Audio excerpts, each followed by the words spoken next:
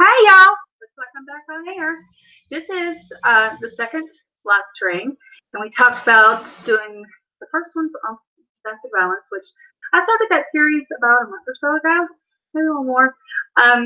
But I had so many requests to do a live stream talking about mental health, letting people share their stories, talking about different kinds of treatment.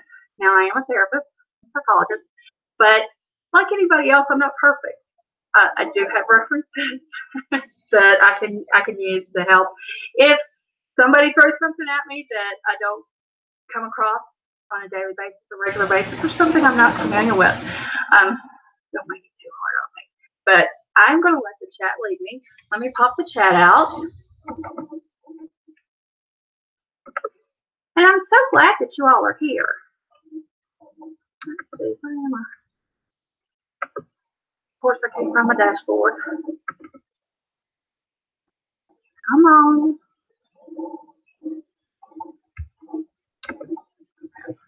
My computer's going real slow because it wants to be a pain. All right, here we go. All right, as it says, this is mental health support, education, sharing in a safe space. Get in here. There we go. What you're hearing is my coffee pots because I had to start a fresh pot of coffee. We had a wonderful discussion in domestic violence. I had letters to read, and I had a beautiful guest. Thank you, Glenn, for coming on. And there are others who said they wanted to come on maybe next week.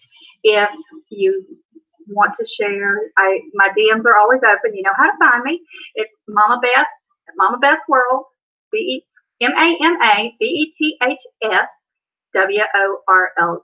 Really easy. Mama Beth World. And you can always find me. Hey, everybody. Hi, Almost Susie. Hey, Michelle. I love you so much. Hi, Nikki. Hi, Becky. I'm here. Got me a sippy sip and a snack. Sippy sippy. You know, I watched Bunny I Love. And that's where I say sippy sippy every time I got a cup of coffee. And we were going through the drive-thru at Starbucks. And I went, sippy sippy. Just like she does. And the girl there cracked up and said, oh my God, I watch her too. I watch Crazy Girl. I was like, there are fans everywhere. But and I'm so glad to see people coming in. We've got 12 now. If you all would please share the stream on your Twitter, Facebook, wherever you'd like. I'm going to invite everybody. I'm going to let the chat. Hi, Scottish Sarah. Hi, darling. I haven't seen you in a little bit. But I've missed talking to you.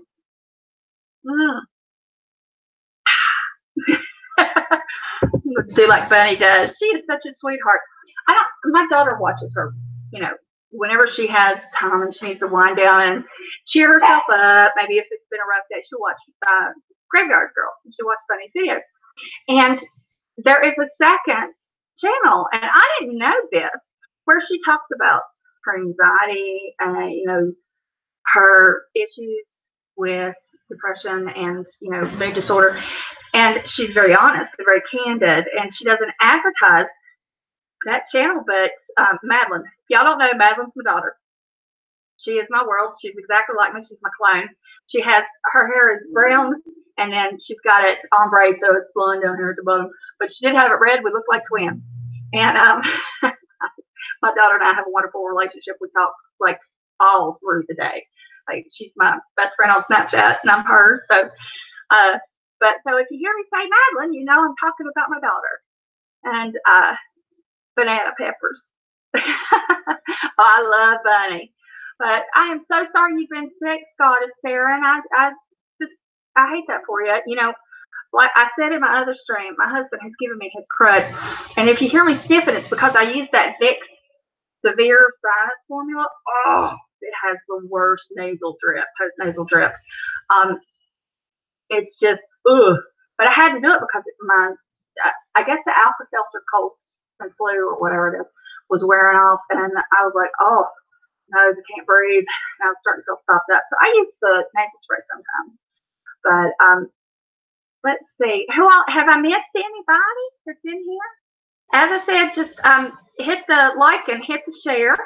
and because I'd really like to have Nikki. There you are, sweet and sassy Southern Belle. Hi, doll baby. I'm so glad to see you. And there's Becky, and I feel like I'm on Romper Room when we go down through here. I will Sushi and Nikki and Becky and Shell Bell. Remember that?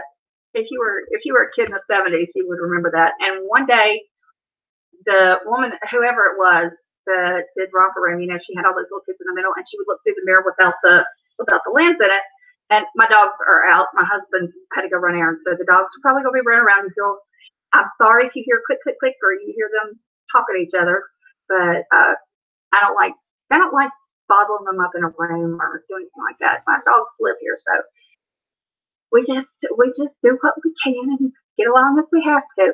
Yeah, Sweet and Sassy, that she has a second channel, and it's mainly just talking about how she deals with, you know, depression, anxiety, and, you know, her feelings. And you get the West Virginia Creeping Crud also on my side. Oh, honey, Steve, it's good to see you in here. And hi, Angie. Yeah, this, he brought this home from work. I'm not real happy with him. I'll be honest with you. He could have just kept this shit right at work. He did not have to share. Actually, he was really careful, and we were using Clorox on everything that could be Clorox and washing everything that could be washed, and, you know, trying to keep, because I have autoimmune disorders. And it's been a while, which isn't good for me. Aw. But I have a hard time getting over any kind of, you know, cold. Usually end up in the hospital with it. But I have been taking some different supplements, and I've just kicked in, I think it fully kicked in Friday morning. And I was just miserable yesterday. Today I feel a little bit better. And I don't know if it's the supplements. I'm taking maca root and borage oil, magnesium. Of course, I have potassium that's prescription I have to take. And then my vitamin D, I take 50,000 units a week, and magnesium. I have problems with absorption because I have autoimmune disorders. I have RA, type 1 diabetes, and there's just a list. But when you have those, you don't absorb all of the nutrients in your food. So I have to go on my supplements for it. And I'm feeling different. It's like I've got a little more energy with the borage oil and the maca root. I added that just like this past week. I'm feeling a little bit better. Sweet and sassy Southern Belle. This chat is for everyone to talk in, and if you want to come on panel, I will be happy to send you a link. If you will send me a DM on Twitter, then I'll send you a link, and you're more than welcome to come on panel. Sushi says, I'd like to ask you a question, Mama. I have a new therapist, 3 months. I get frustrated because she forgets things I say, like, how are you getting along with your brother? Well, he's dead. I told her that. Okay. This is where some therapists, if you're overloaded, you don't do your job well. And I'll be honest with you, I've had to cut back. I got so overwhelmed about a month ago that I was like, okay, I have to pass a couple off.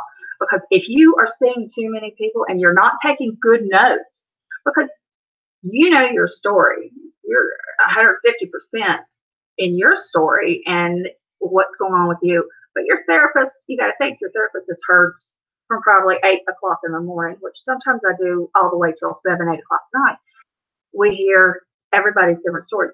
If your therapist isn't taking good notes, and I mean, it should be at the top, your name, your occupation. I put, you know, spouse, children, significant life events. And that way I can look right at them. I keep snap. The RA screwed my fingers up. Snap. They should be able to look at that. And you should bring this up with her. And if you hear anything, my refrigerator just turned off. My refrigerator's a pain in the butt.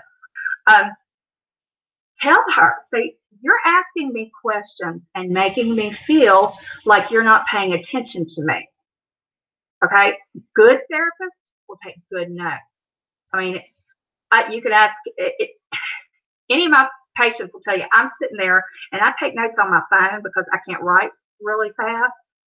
And, okay, well, if you don't want to, darling, you don't have to. You can stay in the chat, but you're more than welcome if you want to come on panel. Anybody is welcome to come on panel.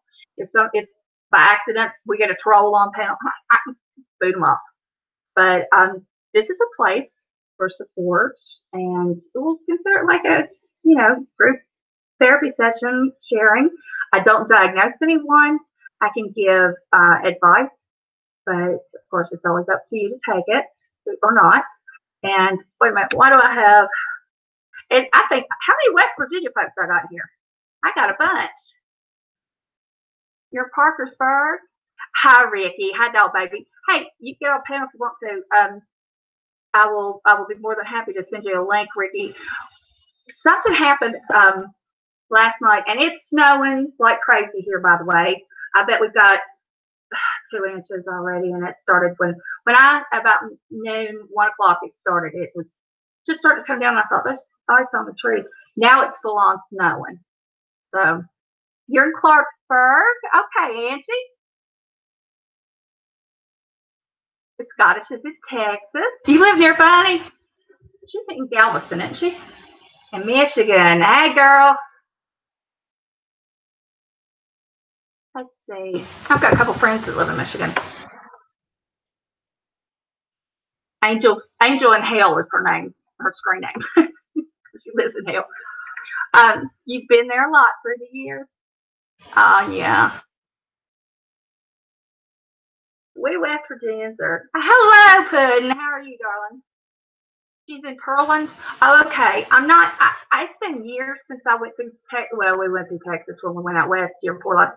But when I married my first husband, of course, we lived in Shreveport, Louisiana, and we would go to Dallas shopping. And then I dated a guy years later that lived in College Station. And so I've kind of been all over the eastern part of Texas, not so much the western, but so I recognize the names of the cities, but I'm not exactly sure, how you have to visualize it.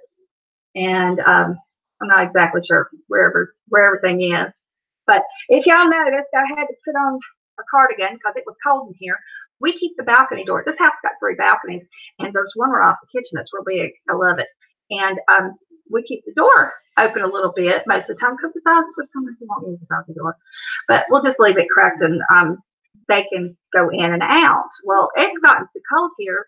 I was like, forget that. The dogs will be fine. And there you see my baby's wandering around. But over here, what y'all doing? My crazy dog. But Bashful Dang, hi, how are you? I think I have ADHD. How do I talk to my doctor about this without looking like someone that just wants drugs? Just like that. Exactly like that. You'll first want to speak to your GP, your general practitioner, whoever your primary care provider is.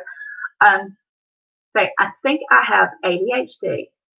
And then don't ask for drugs, but they'll ask you your symptoms. Tell them why you think that. Would you like to come on, Bashful Dame? You're more than welcome to come on. We'll talk about ADHD. It's a really common diagnosis. I have ADHD. So I live every day with it. And there are days that I need medication to help me concentrate. And then there are days that I don't. Like if I'm not having to do paperwork, or if I'm not live streaming or doing something like that, then, I don't need anything. But some days I do. It just depends. But let me. Bashful Dame, can you send me a DM on Twitter, and I will send you a link, doll baby, and you can come on and we can talk. And you don't have to turn your camera on if you don't want to. And let me get the link real quick. I'll take me a second. All right. Okay. Now, if you want to send me a link on Twitter or a DM, just send me a DM on Twitter, and I'll accept it. And because I don't think we've talked on Twitter before, I don't know if you follow me, but my DMs are open. If anybody wants to come on and talk, and you have something that you want to ask questions about, or something that you want to talk about, maybe the way you got diagnosed with whatever, and how you're treating it, how you're going to therapy, that helps other people. And it not only helps you to talk about it, so you can see, we all see the grand scheme of things. But also, someone else might watch this now, or they might watch it weeks from now. but they may be able to identify with what you're going through and, get some good information. And that way they can get treatment or, feel more secure about asking. Like you say, you don't know how to ask your doctor without sounding like you're a pill seeker. That's a problem. I want people to be comfortable asking for help. I want the stigma. My big thing is I want the stigma that goes with mental health. Let me pop out the chat real quick because I can't see it right now. I want everybody to be comfortable talking about mental health treatments. Like I say, if you're not comfortable, letting everybody see, your name and all of that, just don't turn the video camera on. Just leave the mic on. You have to leave soon. Oh, I'm sorry. Thanks, Mama. I see my therapist Monday. I'm going to express my concerns to her. It's just hurtful to think she doesn't realize. It is hurtful. And you know what? A good therapist will realize that. To realize her mistake and maybe up her game a little bit. We all have faults. And I'm not going to say that I haven't forgotten pertinent information when talking to a client. Sometimes there are so many names, and I have issues with names. I have a hard time remembering, like, putting faces and names together, and it's just because of the way my mind works. So I have to take notes. But if you know that you're forgetting things, you should be a better note taker, right? Makes sense? So, definitely tell her how you're feeling. Tell her that, if she's overloaded, then she recommend another therapist. Because the whole thing is you are paying them to help you mentally. Okay, I take every one of my patients seriously, even the people that I do pro bono. And I value them. I value their time, their feelings. And, I wouldn't want them being rude to me, coming in and forgetting my name or, like my big thing is being late. Don't be late. If you're late, I get really irritated. I have a thing about time. I just find that rude and disrespectful if somebody's late without good reason.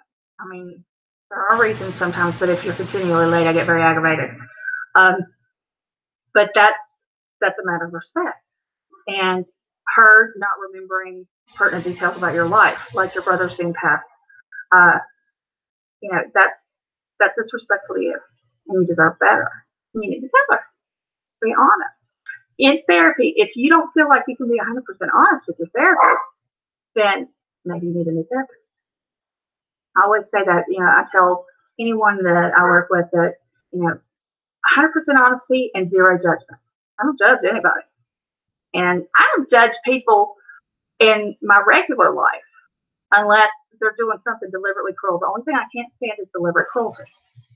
I can put up with anger and different emotions and when people respond in ways, but if someone is deliberately being cruel to me or someone else, someone that I love, that's not over. And I get mad. And if you all follow me, and if you see me at different streams, I can get mad.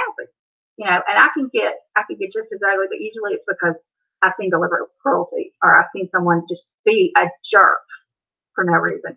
That's the only thing that really gets me upset. The other is okay. Let me know. I want sushi. Let me know how it goes. And, keep me updated. I'd really like to see how she responds or he responds. It's he. Okay. Hang on just a second. With the ADHD, you don't necessarily have to have stimulants. There's like Strattera is a non-stimulant medication for ADHD. Now, I tried it. It did do a thing for me. But I'm the kind of person that, like, something that normally makes people go to sleep or get sleepy or drowsy, like pain medication. I have RA, and I usually just take ibuprofen because I really, really, really don't like taking opioids at all. Like, I have oxycodone with a prescription, but I don't take it. And the main reason is my pain hits me at night, my ADHD reverses it, and then I'm up all night. There is no sleeping from on my bed. And if I ain't sleeping, I'm usually on the internet or I'm working on something that I have to go to the den or do Twitter really quietly because my husband's asleep, and he, his schedule is, strict. He has a regular, work day at his office. So, I can, like, there are days that, like, if I have a lot of pain, I have people who can cover for me, and then I cover for them, usually on the weekends. But, I just reverse. But Adderall, good old fashioned Adderall, I go to sleep on. I take one. I don't get any boost of energy or anything like that. I actually relax. I talk slower. And you had to cut get of your back. See, that's what happens. ADHD. Ding dong, ding dong. Ooh, there goes the bunny. Yeah. And I laugh and joke about it, but I think that if we approach mental health, and I don't like to say mental illness because it's our mental health that we're seeking. Hang on, I got to yell at a dog, I think. Wait just a second. Are you behaving or not? You better behave. Like it will listen to me. But anyway, I want everyone to look at whatever they're dealing with mentally, emotionally, personality-wise, because, there are all sorts of different disorders. But I want us to look at this as a way of being healthy mentally. You can be bipolar, you can have depression, you can have social anxiety. The list goes on and on and on. I mean, the DSM-5, the book is that big. But the thing is, we want treatment and we want to be healthy. Like physical health, mental health. So instead of calling this mental illness, that's why I did that. But okay, Kelly, I'll see you in a minute. Still bells on it. And Colleen, I'm so glad you're back. Okay, Becky, you have fibro due to bipolar, I was told. I know a lot of people with bipolar. I have fibromyalgia, but I see a lot of people who have bipolar disorder also have, there's the comorbidity factor. It's like you got fibromyalgia, but I bet you have other autoimmune diseases. We know fibromyalgia is an autoimmune disease, and it's just like diabetes, thyroid disease, whether it's Graves, Hashimoto's, hey, be quiet, I'm talking. Whatever it is, there's PCOS. If you have other autoimmune disorders, oftentimes they can affect your mood, especially your thyroid, or if you have adrenal problems. I don't know when you were diagnosed. It would be great if you would come on. Becky, would you like me to send you a link? Because if you come on, it would be easier for me to go back and forth. But I guarantee if you have fibromyalgia, you probably have another autoimmune disease that may affect your moods. And you have IBS. There you go. Okay. Do you have anything else? Do you have like problems with your menstrual cycle? Do you have thyroid disease? Do you have diabetes, like type 1 diabetes? Do you have any liver dysfunction? Pleurisy? Do you have COPD or pleurisy a lot? Oftentimes autoimmune disease seems to affects the tissue. And see, Scottish Saren, you've got fibro too.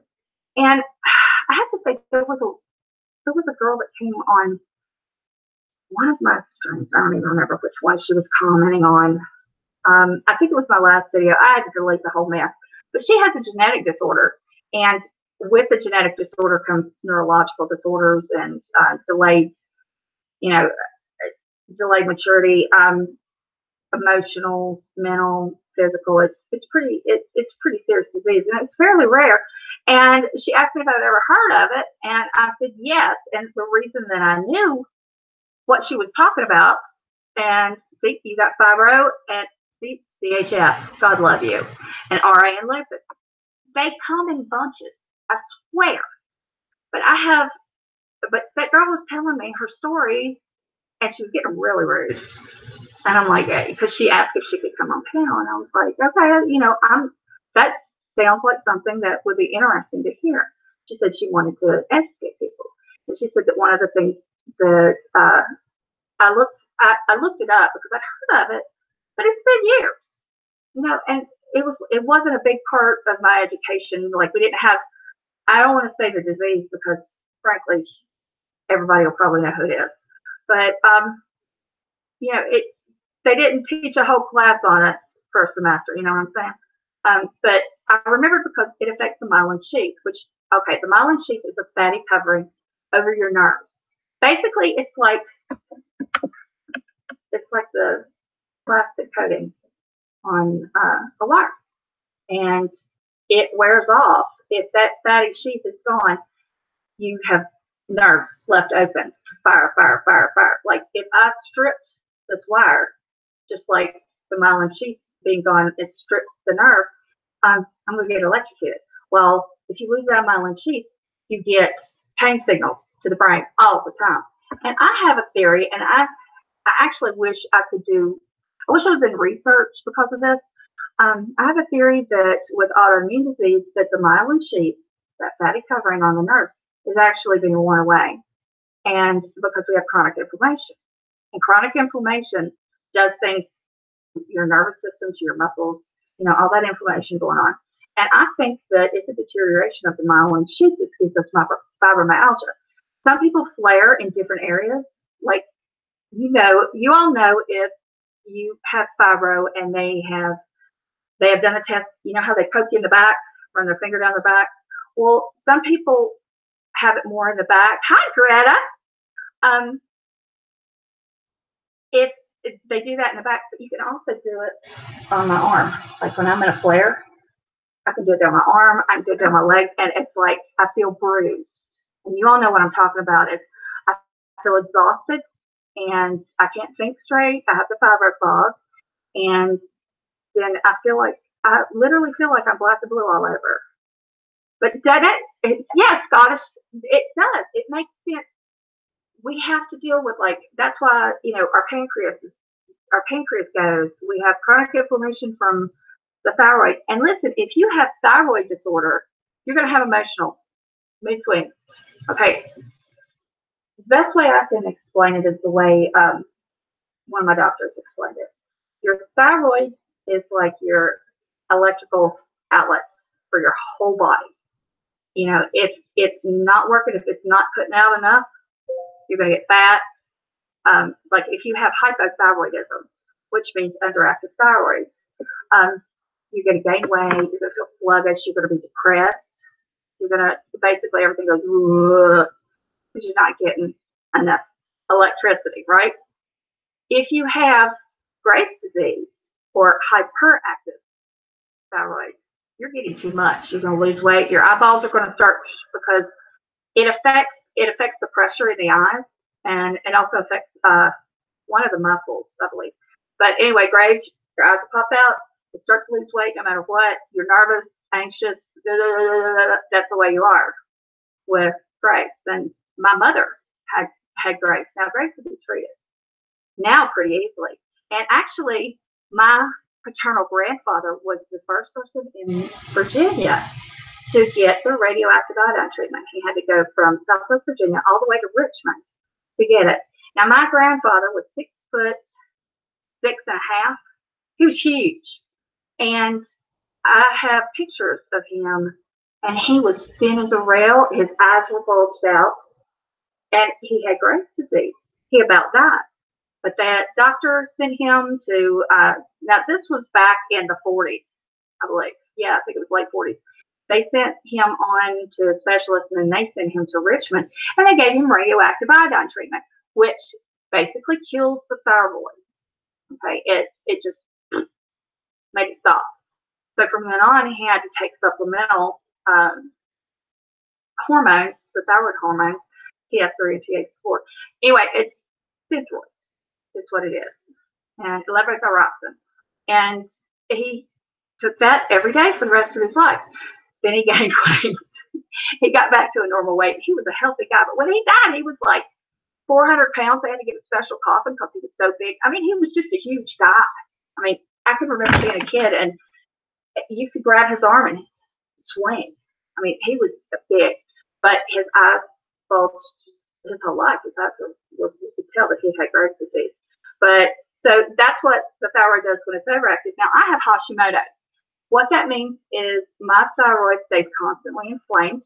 I have a goiter on this side. A goiter is a growth on your thyroid, and constant inflammation. And then I have little bitty nodules that are all through, and I have to get an ultrasound once a year for that.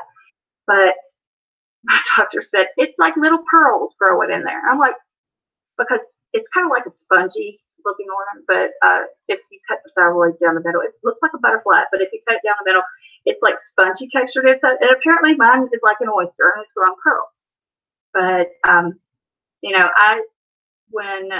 you all know that I've lost over 200 pounds now. I don't know how much. I don't really want to get on the scale. I hate it. I'm either real happy or really angry. So I kind of avoid it, but I've lost over 200 pounds, but mainly because my thyroid is being treated properly. I'm on 300 micrograms of Synthroid a day. So that's quite a bit, but it's being handled. Also, I had the gastric sleeve, which that helped with my type 1 diabetes because I'm insulin resistant. When you have autoimmune disease, you become insulin resistant. And there are medications also that will kill your thyroid and your liver and all of that. So you have to be really careful with those organs, what kind of damage is being done. And if you have autoimmune disease, please get labs done every 3 months. You know, whether you've got fibro, oh my God, yeah, you had thyroid cancer, you had yours removed. So you have to take Synthroid every day for levothyroxine. Synthroid is the company name or the non-generic name, whatever, brand name. I can't think. It's the brand name, but it's levothyroxine and you can get it generic. So, you know, I'm so glad that you are clean, cancer-free, and all that. I missed what Greta said. Hypothyroidism can cause depression. You're being treated with Synthroid, which what that does, your hypothyroid, which means it's not working. And MS, wait, I've got questions all over. You've got allergies. I'm so sorry, Greta. I feel for you. That's very hard to treat. Okay, I'm trying to go down through because of my EDS vascular type. I have had to operate. Oh, God love you. Okay, I want sushi. Yeah, hypothyroidism. You will have depression. You can have anxiety with depression as well. If they're giving you the medication and you're still depressed and you're noticing physical symptoms, are you sleeping a lot, or is your sleep? You can even, okay, there's 2 ways that it can affect you. Either you can't sleep at all for like days and then all of a sudden you'll crash, and that goes with hypothyroidism and depression. Then other people, they sleep all the time. They cannot get up. It's almost like chronic fatigue syndrome. In fact, chronic fatigue syndrome, a lot of times it's undiagnosed hypothyroidism. So I always tell any patient of mine or anyone who approaches me for treatment that before they come to get treatment for depression, anxiety, various mood disorders, not necessarily personality disorders or behavioral disorders all the time, but if they're having depression and mood swings and all that, the first thing I want checked is their thyroid. Okay, because that makes such a difference. Then I want the hormone level. I want the estrogen, testosterone. That makes a difference. I want the entire adrenal system checked. Pituitary, everything needs to be checked. You need to have a complete lab panel and then a good physical so they can rule out any physical problems that may be causing emotional problems. Okay. Greta says, and my thyroids can't be right because I gained a lot of weight because of my medication. Hang on, Greta, I have got to get a little bit of hot coffee, and I want to talk to you about what medications you're on and your thyroid. Hold on just a second. I don't know if I can, reach the coffee pot. You babies, be good. Be good. Mama's busy.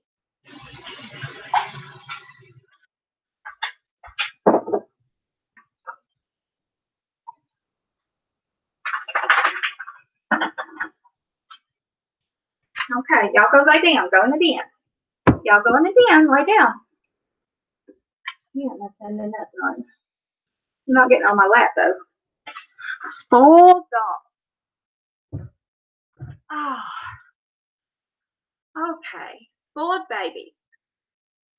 Do y'all have spoiled babies? Mine are. And Daddy's not home to entertain them. Okay, Greta. You said that you've gained a lot of weight because of your medication. Can you tell me, can you type in the chat what medications you're on, or do you want to come on and we can just talk back and forth? Either way. My baby's precious. They're rotten. They're rotten. Yeah, they're rotten. That's Merlot's. Mama Beth only knows the name of my medication in Norwegian. Okay. Well, we can Google it. God bless Google.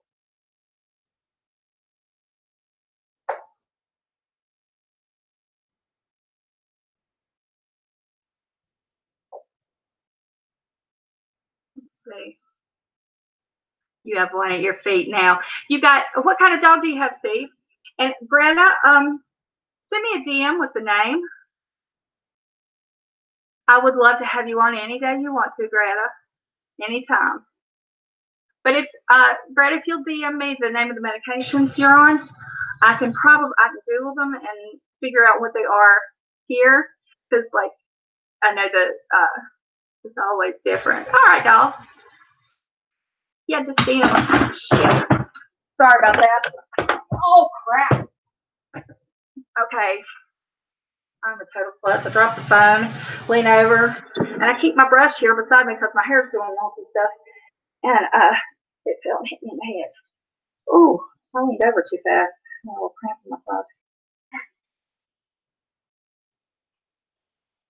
Oh, and I have to say, if you were in the last stream, Drama Queen was one of my mods. Her little girl's going to a dress-up tea party, and I swear to goodness, I would snatch her in a heartbeat. She is a doll baby. She should be a model for little porcelain dolls. You send the DM to Mama. I'm on Twitter at Mama Beth's World, and I'll say Mama Beth. You can put in Mama Beth or Mama Beth's World all together and on Twitter, and then let's see. Oh, there we go. Just do a follow request on Twitter, and I'll accept you. I had to do that. I had to make it like that because I had a crazy. Oh, Terry, oh.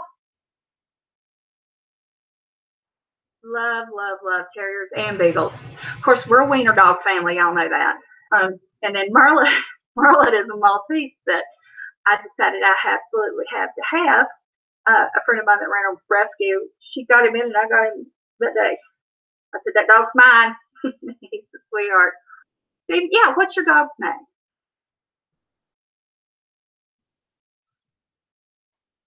And if you need my information, if you all need how to find me is in the description of this video.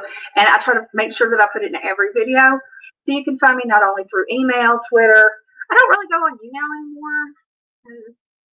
I prefer, if I do live streams, to do them here. I just like it better. And let's see, Snapchat, pretty much every platform you can find me. I had to close my Facebook down, but you can find me everywhere else. I had to stop Facebook because the idiot that was bugging the shit out of me. Yeah, I know, Jill. You have to. Did I get a DM from Patches? Patches is putting it's her cat, and every time she has me on the screen, the cat kind of goes crazy. Precious Rose, aw. Well, you pet her for me. You pet your baby. See, okay, I want sushi. My sleep is horrible. Tons of waking up in the night with anxiety. Okay, you need to have your levels checked, and what they'll do is they'll see if you're getting too much hormone, because it seems like they overshoot a lot of endocrinologists. Are you seeing an endocrinologist, or are you seeing just your GP.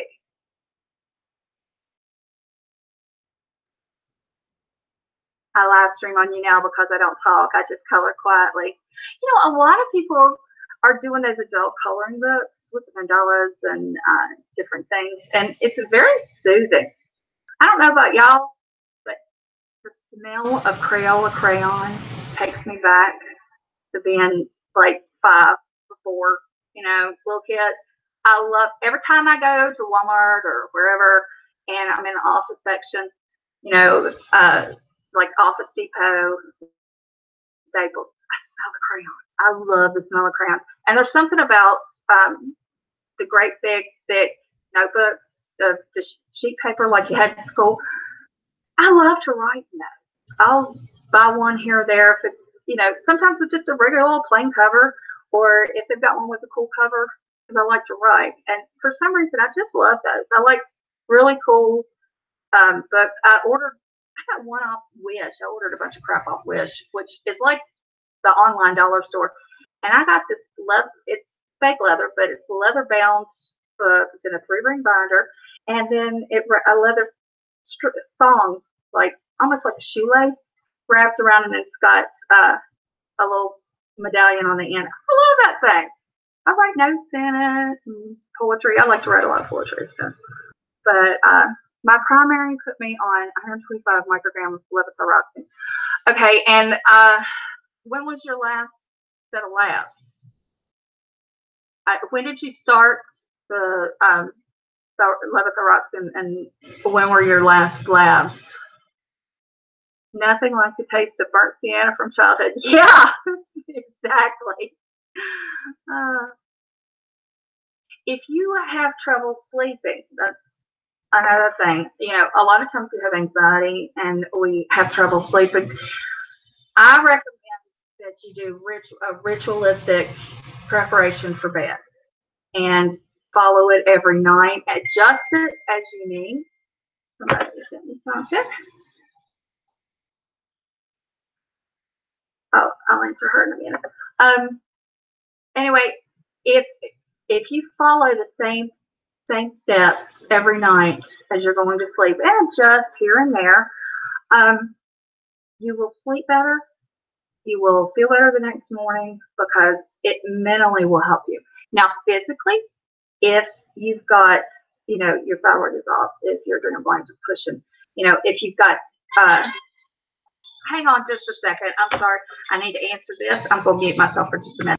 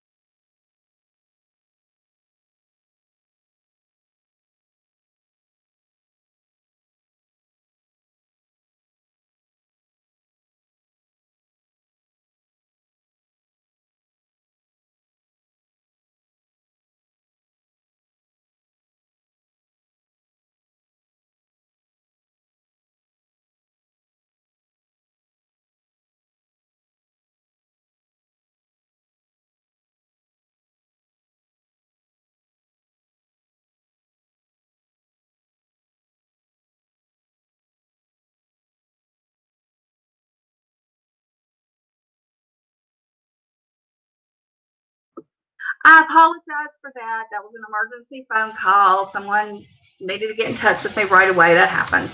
And that happens often. But anyway, let's get back to this, what we were talking about. Let me just see up.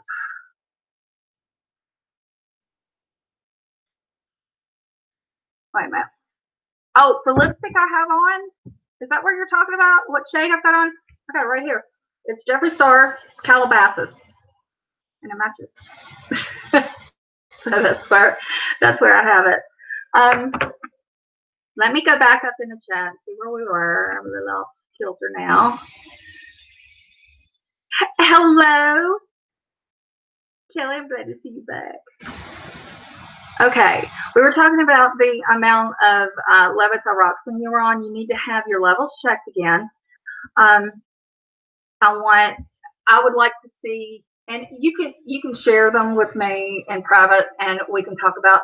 I can show you how to look up what the healthy levels are for your bloods, for your labs, and you need to have a full panel, because often they only do the TH3 and TH4, but there are other things. There's a fuller spectrum. You need a full spectrum done on your thyroid. But I want Sushi, if you will go see your doctor and ask him for a full lab workup on your thyroid. And I would ask to see an endocrinologist. You really need to see a specialist, because, like I said, if your thyroid's screwing up, then other stuff screws up, and it's going to make you gain weight. You're going to have mood swings and everything. And you don't want to, have to take an anti-anxiety med when really what you need is your thyroid medication adjusted. That's what needs to happen. But that's why therapy, I always say, if you can get in with a good therapist, because we run the gamut between medical and, medical stuff like, your GP and your specialist, like your rheumatologist, your endocrinologist, and your orthopedics, all of those. We do that. We run between them and the psychiatrist. Psychiatrist is the one who does the initial diagnosis. However, we are the ones who talk to you all the time and find out how you're feeling. And oftentimes we can see things that the other two don't, because they don't necessarily communicate. I mean, you think how many patients each one sees in a day. They can't go back and forth all the time and say, where is so-and-so right now on, her labs, and what's it looking like, and do we have any news? That would take literally forever. That's why a therapist is really helpful, because you can say, okay, I saw my doctor and he said this and he's got me on this, and your therapist better be taking good notes. And then they'll see what you're on for psych medicine, psych medications, whether you're on an antidepressants and mood stabilizers, antipsychotics, which, by the way, if you're on an antipsychotic, be prepared. You're going to gain weight. You're going to have to exercise more, because they make you want to eat.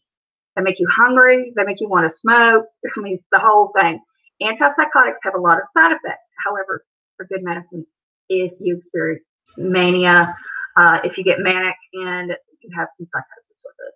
So they're good for that, but they do make you gain weight. And they can also harm your pancreas. They're hard on the pancreas usually.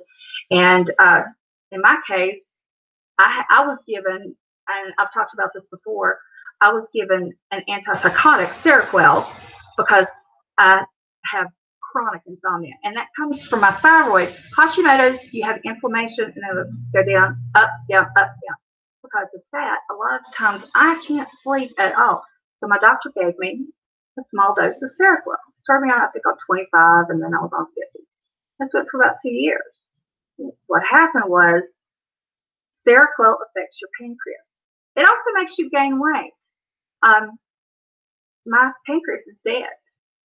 Doesn't work at all. I'm a type 1 diabetic, and I'm extremely brittle. And brittle means that sometimes it takes 10 times the amount of insulin to get my blood sugar down. Sometimes my sugar is extremely, my glucose level, blood glucose or sugar, in the South we say sugar, it's extremely hard to manage. But there are no diabetics in my family. There was no reason. I mean, I gained so much weight on that. So first they thought that I was type 2 diabetic. And then I lost all the weight. I lost it down. I was exercising and diet, and I was doing everything healthy. And I lost all the weight, and my diabetes was even worse. And I was in the hospital in the ICU going through diabetic ketoacidosis, anywhere from every 4 weeks to 6 weeks, because it was literally impossible. I was going to die. I about did die a couple times. I mean, literally. I had a near-death experience. It's just crazy. All the crap I went through, all because I was given Seroquel to help me sleep. And that's not even what it's for. I mean, it's a side effect, but it's an antipsychotic. And I've had no psychosis. I should not have been given that. I'd much rather give somebody a medicine that actually is for insomnia, for sleep. I mean, shit, Belsomra works great. I'm using that. I will share my labs in private. They also give you vitamin D supplements. Okay, yeah. When you have autoimmune disorders, your vitamin D can go very, very low. When I went, my doctor told me that there was no vitamin D present in my labs. He said, I've never seen anybody that low. He said, literally, they picked up nothing. And that was I thought I was menopausal. And this was when I was 40, 41, I think. And my regular doctor had never checked my vitamin D levels. He would do labs for my thyroid, and he would do it for my A1C, but he never ran like the full gamut. And I had insurance. Shit, run all the tests. I have to take B12 complex, and that's a shot. But I loved, and I still do. I think the world of my family doctor from back then. He's a wonderful man. He's retired now. But if I hadn't gone to another GP and told him my symptoms, all of a sudden I would start sweating, and I would have to sit down. I couldn't breathe. I felt like, I would be okay one minute, and then I'd be just drenched the next. Literally, I have a lot of hair. I mean, my hair goes to my butt. My hair would be wet from my scalp down. And that would have all, it all stopped after he gave me vitamin D supplements. But I take the prescription ones now. Some people want to take the over-the-counter that you can buy. They didn't work. I needed the heavy-duty stuff. So, you need to move closer. Mama Beth, you can help me. I would love it. Greta, you are more than welcome to come on. We're going to be doing this every Saturday. I'm going to do it from 4 to 6 every Saturday.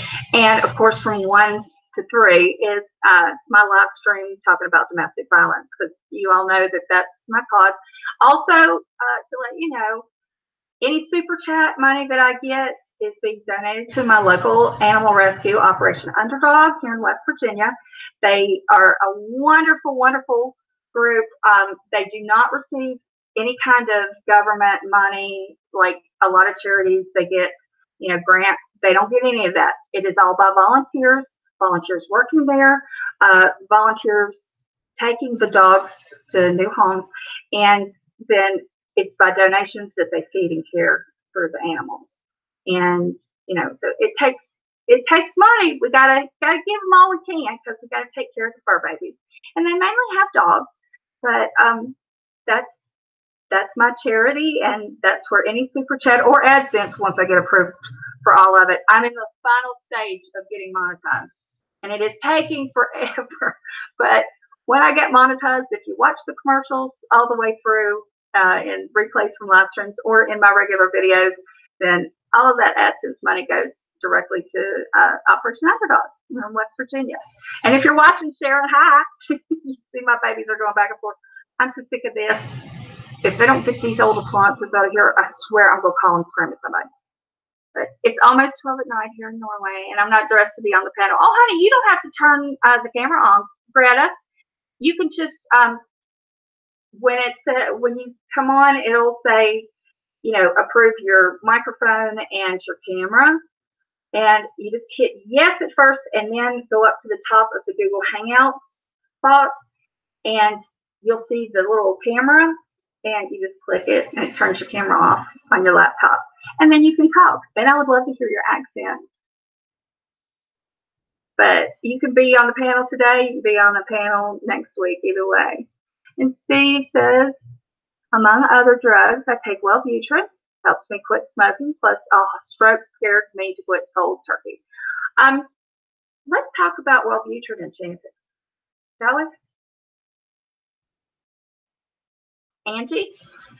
Yes, Google Seroquel, and it messes with your pancreas, and your oncologist has you on over-the-counter calcium and vitamin D. Okay, be very careful what branch you get for calcium, because I think it was 3 years ago, there was a huge study done on over-the-counter supplements. Calcium was one of the main ones. Calcium and black cohosh and a lot of the herbal supplements like valerian root and all that, that people buy expecting to get what they want, and a lot of it, there was literally none of the active ingredient. It was all filler. So be very careful which one you get. Do your research on it. See, make sure that you're getting a good supplement. And your vitamin D, there are 2 different kinds of vitamin D, D2 and D3. And I can't remember which one's which. I'm blanking. But anyway, if over the counter, if your labs come back and you don't have enough vitamin D in your system, or if you're having hot flashes and sweats, and you can look up the here, I'll just do it.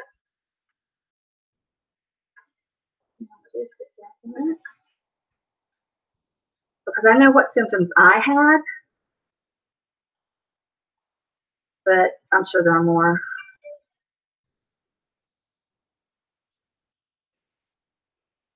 Okay.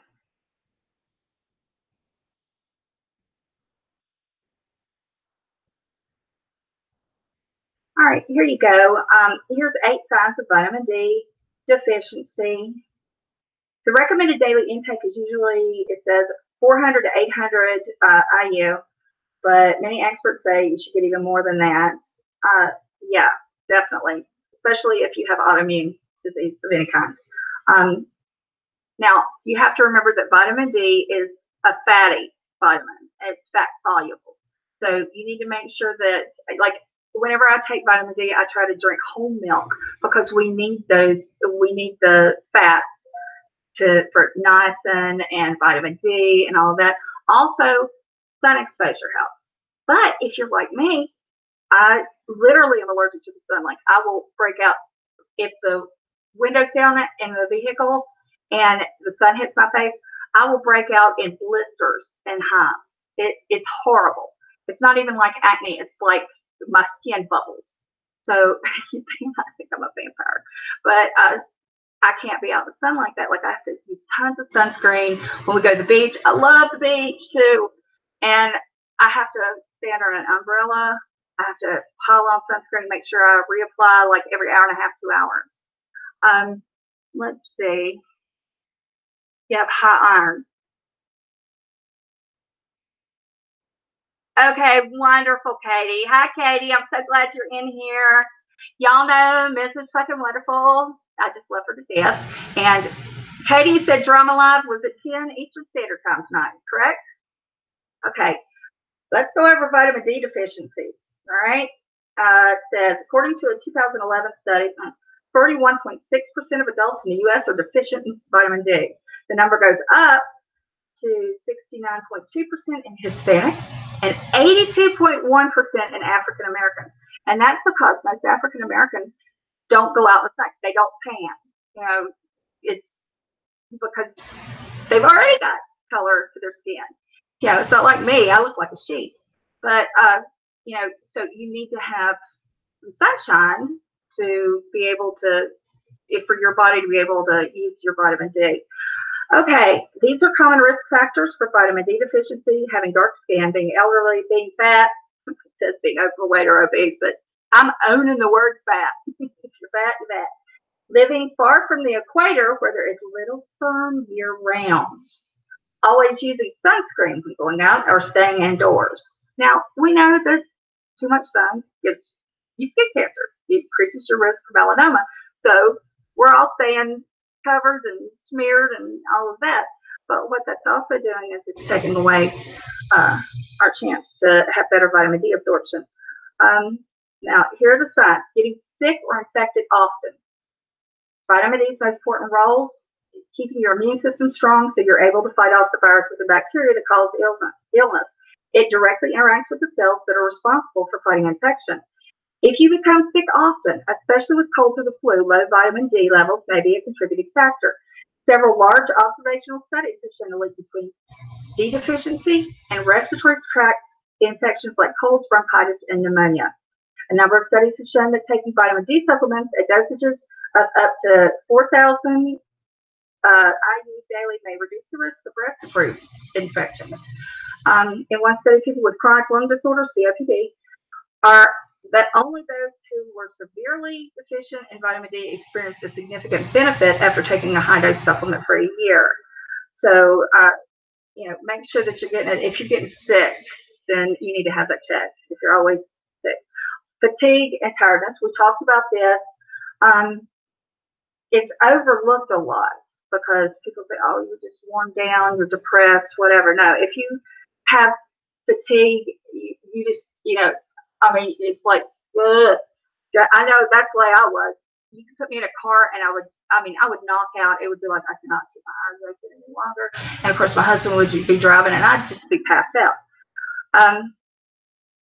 Case studies have shown that very low vitamin D blood levels can cause fatigue that has a severe negative effect on quality of life. Oh, listen to this. In one case, a woman who complained of chronic daytime fatigue and headaches was found to have a blood level of only 5.9 ng/ml. This is extremely low, as anything under 20 ng/ml is considered to be deficient. Well, they couldn't read mine, so you can imagine. I was so fatigued. I was drinking like, coffee and, constantly trying to keep myself, get enough sleep, which was hard. But I would have to pull over and take a nap. So it was serious. My D was just really, really low. The study found that a woman with blood levels under 20 ng/ml or 21 to 29 were more likely to complain of fatigue than those with blood levels over 30. So see what your lab rating is. Your lab rating is on for your vitamin D. And there is female nurses. Another observational study of female nurses found a strong connection between low vitamin D levels and self-reported fatigue. What's more, the researchers found that 89% of the nurses were deficient in vitamin D. So if you have excessive fatigue and tiredness, definitely get your D checked. Bone and back pain. Okay, I have bursitis in this shoulder. They haven't told me that the RA has gotten it. It's bursitis, chronic inflammation. But my bones would ache, and I hadn't even been diagnosed with RA at the time. So my lower back, I have two discs that are bulging, but it's like my hips and bone pain is very different than muscle pain. So that's another one. Bone pain, lower back pain, get it checked. Depression, we talked about that. It causes depression, and in one analysis, 65% of the observational studies found a relationship between blood levels and depression. So getting your D straightened out may help your depression. That's why I say before I start, talking to the psychiatrist recommending that, we give you mood stabilizers or antidepressants. You want to get your thyroid checked, you want to get your vitamin D level checked, your adrenal, all of it. It all has to be right, or you're going to be, and you're going to think you're crazy. You're literally going to be like, oh my God, one of your medicines. Oh, methotrexate. Greta, I take methotrexate, which I'm not taking it right now because I'm getting ready to have knee surgery. But methotrexate, definitely, it can make you feel very sick. You're very tired. Remember that it's a DMARD, DMARD for us, but it's also chemotherapy. And enough, if you take enough, I don't know what your dosage is, but it can have an effect on it. But it should help, your autoimmune disease. Low vitamin D. I have cramps in my muscles.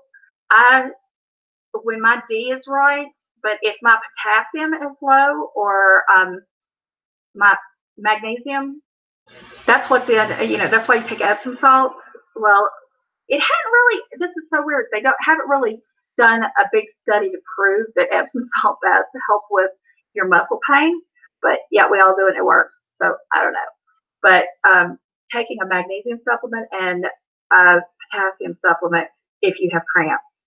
But artist, can you tell Mama Beth that I left the name of one of my medications in the panel? Yeah, honey, it's the methotrexate. I got it, babe, and I'm on it, and it definitely does. Let's see. Okay, let me go down through these. I don't want to get sidetracked. I know you all have questions, and I love the fact that everyone is participating and opening up and exchanging back and forth, because support is important. Okay, impaired wound healing. If you get a scratch or some kind of an injury or a bruise, and it takes you forever and a day to heal, could be vitamin D. And one of these, having just one symptom may not mean anything. It may just be a symptom that you have. But when you go down through these, and you're going, yeah, I got that, yeah, I got that, yeah, then you need to have your labs done. Bone loss. Okay, vitamin C plays a crucial role in calcium absorption and bone metabolism. Older women who are diagnosed with bone loss believe they need to take more calcium, but they may be deficient in vitamin D as well. So if you have osteoporosis or your doctor has told you that you have bone loss in any way, in any amount, make sure that you're getting good calcium supplements and that your vitamin D is where it needs to be. And you do that with a lot. It's simple blood work. I mean, they have to check it on the lab sheet. And it's no big deal. But you have to know what you need, what your body needs, what you're lacking. Because malabsorption is hard.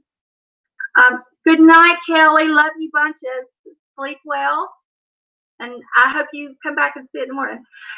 Yes, Greta, I saw methotrexate up there. Yes, and I actually take methotrexate normally. I'm not taking it right now because I'm getting ready for surgery. But what it does is it suppresses the inflammation, and it helps with to keep you from progressing. Like I take it for my rheumatoid arthritis, but it keeps it from progressing as fast. And I noticed that when I took methotrexate for 2-3 years, and then I had to go off for surgery, and then I went back on, and then I had another surgery. But anyway, I noticed when I was on it, I was sick for. After I got used to it, it would be usually a day and a half that I was very nauseous. It felt like I had a bad flu. I just felt like crap. But I had less flares. I had less pain, especially my hands and feet. My hands and feet get really sore. Like there are times that I can't really type. I have to use talk to text because my hands are so sore.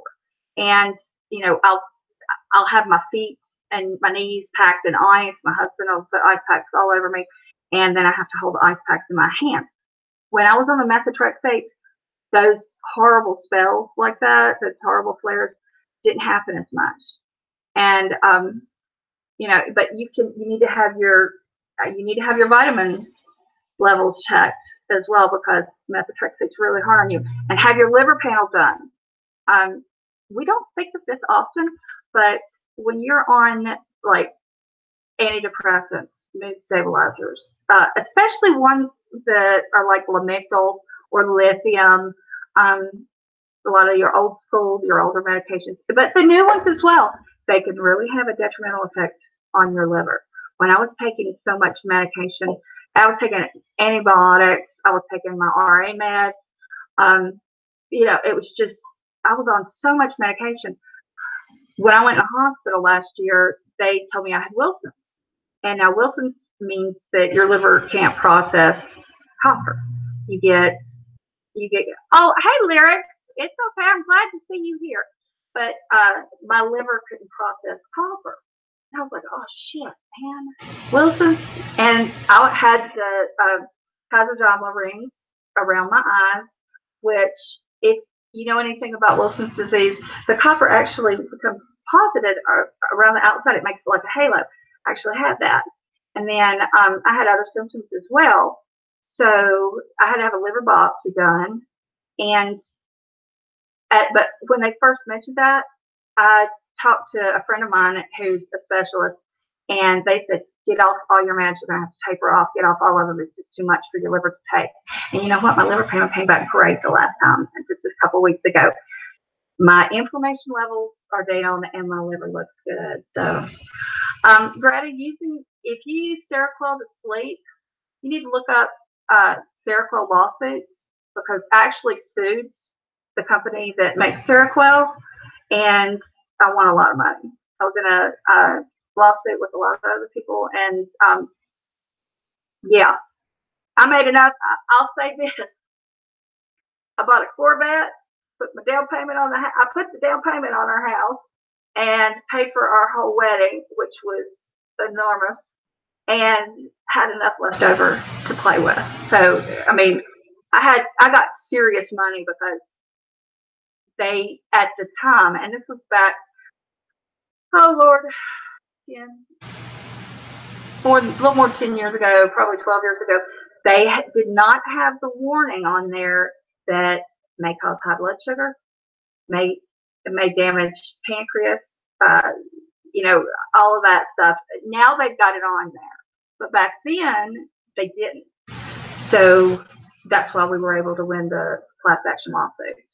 I mean, it was literally in the billions that had to be paid out. But now they've got the warnings, so you need to pay attention. Any medication that you take, and this goes from whether you're taking an aspirin or you're taking, chemotherapy, know what the side effects are, know what you're taking. It's up to you, because the doctors aren't going to sit there and ramble off, everything. Like I took Enbrel. I was on Enbrel for injections once a week for my RA. If you've ever seen an Enbrel commercial, it's a bunch of bullshit. I wasn't out golfing and building playhouses, that's for sure. Also, all of those little whisper things, maybe cause this, and this. I had every one of them. I was passing out. My blood pressure was crashing. My heart was doing funky stuff. I mean, it was awful. I was having seizures. I'd never had seizures before. I was having seizures a lot. I was having petit mal and grand mal seizures. So, but that was my fault that I didn't look up the side effects, so I knew what was happening when they first started. So whenever you are on a medication, whatever it is, and if you've been on it for a while and you've never looked it up, Google it. Let me tell you, every pill out there has a website. Like, okay, Viagra, put in Google search, Viagra, drug information. You will have everything about it. You'll have the side effects. You will have the positive effects, and then you'll have the side effects, and what to look for, to know that you're allergic to it. All of that's on there for every one of your medications. A lot of people don't know that. Yeah. Methotrexate, Greta. Yes. That's the one I've been talking about. I don't know if I'm not saying it the way you do, but it's methotrexate. Yes. I'm on it. Or I will be again. But Mama Beth, I agree. It's not to be used just for sleep. I use it because I don't want to use medication of any kind. I'm in recovery. I'm very proud of you that you're in recovery. But there are sleep medications like Ambien, Lunesta. Now, of course, they have side effects as well, but they're not benzos. You can also go to natural, like take some valerian root or melatonin, if that helps. But you take 400 milligrams Seroquel at night. That's a middling dose if you have psychosis. If, like, for patients with manic psychosis or schizophrenia or schizoaffective disorder, who need an antipsychotic, we have some people that take like up to 800 milligrams. I think there's one girl that takes a little over 1,000 a day. She takes it at night, but she's a pretty severe case. God bless her heart. Love her to death. She's a sweetheart. But yeah, if you need it, take it. But know what to look for. If, like, I want sushi, if you're taking 400 milligrams of Seroquel at night and you start gaining weight, if you're eating in the middle of the night, a lot of people will go and cook a whole meal and eat it and not even remember it. Wake up the next morning, the kitchen's a disaster. Let me tell you, I was one of those. I mean, I would wake up and there would be peanut butter and jelly and a gallon of milk on the bedside table. Oh, and the loaf of bread, because I would literally. And my daughter she was young. She was like, "Mama, don't you remember we ate sandwiches last night at 2 a.m. You were cooking, or I'd made full meals and didn't remember any of it, and I wasn't on but like 50 milligrams. So if it's working for you and you're not having those side effects, great. But if you're starting to have side effects, know what they are, know what to look for. It is very scary, Shell. I felt like I was out of control. That I wasn't. It was almost like feels like you're possessed because you're not. You don't know what you've done. I felt crazy, and I didn't know what was causing it, and I was gaining weight, and that was the first time really. I gained weight with my daughter when I was pregnant with her, but because my thyroid had been regulated all along, and I was really into exercise. I exercised like 5 days a week. I ate healthy. I stayed active. It was nothing for me to work, 12 hours. I've always worked 2 jobs or had different businesses, but I'd work like 12 hours and then go work out and then go clubbing, if I didn't have my daughter with me. But okay, you don't have to come on, honey. Wait. Oh, wait. I'm back in the chat. Sorry about that. You're welcome, Greta. I look forward to having you come on. See, Drama Queen, melatonin didn't do anything for me. I don't know why, but it helped. It helped my husband for a long time.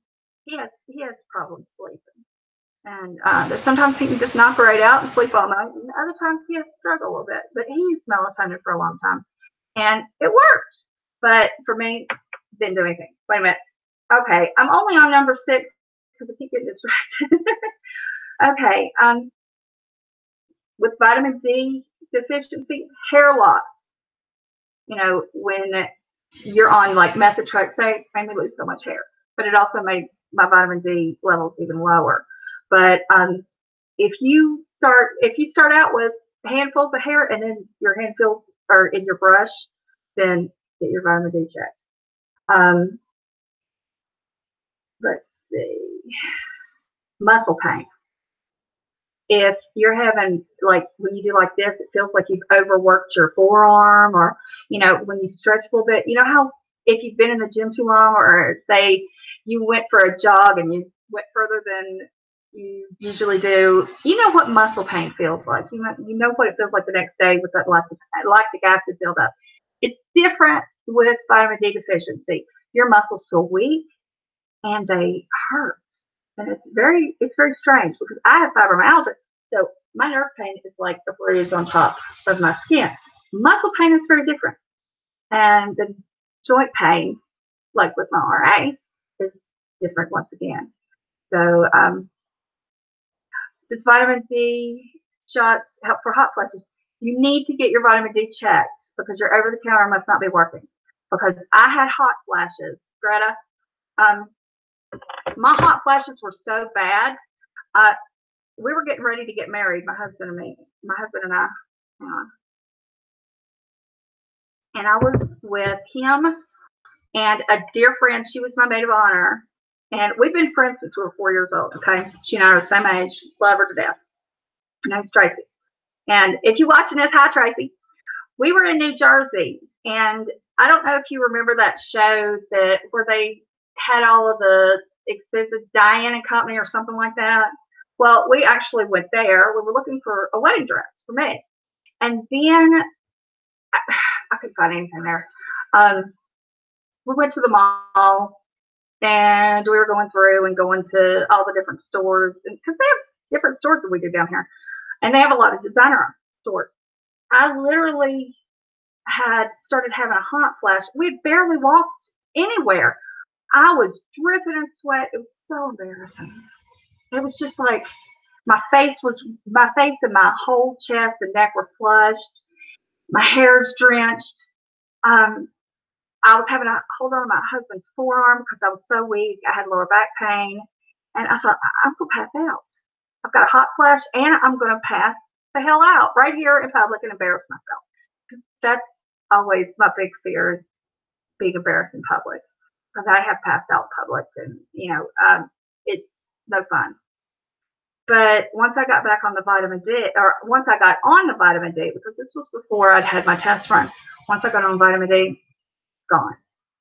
And honestly, I can say that once I started the D supplements, and it was the prescription 50,000 IU a week, once a week, I never had another hot flash. And when I had my hysterectomy last year, which I think I told everybody I had my gallbladder out and I had a hysterectomy last year. Was it last year? Yeah, it was last year. But when I started, I could tell my hormones were off. I went right on hormone replacement therapy. I was like, there's no way in this world I am going through that again. Now, if you take too much niacin, like the niacin supplements, you can have hot flashes from that as well. That's why I say instead of taking niacin supplements, get it in your diet if you can, which is real butter. Don't eat margarine. Eat some real butter. A little bit of butter will not make you fat. We get fat from sugar, not from fat. So real butter, it helps you digest the fat-soluble vitamins that you consume, and it has niacin in it naturally. And that's why I don't use margarine at all. I don't use any fake fats, chemically processed fats. I use butter, but I use a moderate amount. I don't slather everything in it. But let's see. Yeah, hot flashes. If you've got bad hot flashes, you need to have your vitamin D levels checked, your niacin level checked, and you need to have your estrogen, testosterone, and progesterone. And let's see, my son had that problem too because of his light skin and red hair. Yeah, it's vitamin D is hard to process when you can't stay out in the sun, when you can't get out and so you get supplements. Let's see. Becky says, when I was younger, I had bad fit. Now, that's another mental disorder. The eating disorders, we can talk about anorexia, and believe me, if you all want to, I'm more than willing. Can't stay, but pop it by to drop some love. Thank you, Monica. Love you. They are tying the Seroquel instead of clozapine. They're trying the Seroquel instead of clozapine. Okay. Well, if you're not having good results with the Seroquel and you're having too many side effects, keep looking. There are different drugs. There's always a solution. You're never at the end of the list. There's always something they can do. Okay, because that's the most important part. You need to check your physical health and see if it's affecting your mental health. A lot of times, that's what does it. If your body's not working the way it's supposed to, your mind's not going to either. You're going to be, even if it's just keeping you from sleeping. I mean, I don't know how long, for those of you who have insomnia, how long have you stayed up? Because I think the longest I ever stayed up before I crashed, when I say crash, I mean crash, like 4 days. And by that fourth day, I literally was out of my mind. I felt like I was walking in a dream, and I was so tired. And I was working, of course, and I couldn't remember anything. I was just like, coffee wasn't helping. And people kept saying, Beth, you need to go home and go to sleep. You need to get some rest. And I'm like, I'm trying. I try every night. And let me tell you, if you've never had any kind of like psychosis or hallucination or delusion, you stay up 4 days, you start feeling like you're losing your shit.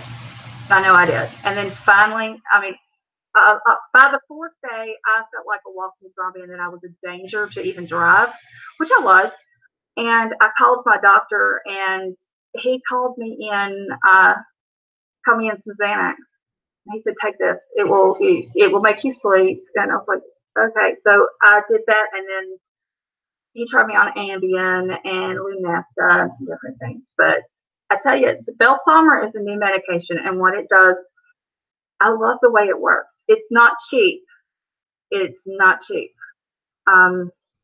But if you have insomnia and if you can go to sleep but you keep waking up, Belsomra keeps you from waking up. It makes you go through a full night's sleep. Like when I take it, like I get tired. Sometimes I get tired like 8 o'clock. That's why you all won't see me online, but yet I'm up at like 5 in the morning. Because when I start getting, I can get sleepy and go to sleep, but I can't stay asleep. I'll sleep for like 2 hours and then wake up. Another, wake up. Another, wake up. And and I talked to my doctor, and he was like, Belsomra, let's try that. It's new. And he gave me samples. And I think I started out on 10 milligrams just at night. And then I went up to, I think it's 25. I'd have to go check the package, to be honest. I don't even remember. But it works. And it works very well for me. Now, somebody else might take it and it not do anything. But yes, let's talk about bulimia. Okay. Greta, get your vitamin D checked because you're probably getting over-the-counter vitamin D. You said you were taking it each day, so it's over-the-counter. You're not getting enough. And your body isn't absorbing that. So you need to talk to your doctor about getting supplements. Okay. Let me refill my coffee cup. I'll be right back. We will talk about, oh Lord, I did not touch it. That dog screams like he's beating. I'm sorry. He screams like he could beat to death if you even move around him, if you move too fast. Okay, I'm going to get some coffee. Then we're going to talk about anorexia and bulimia.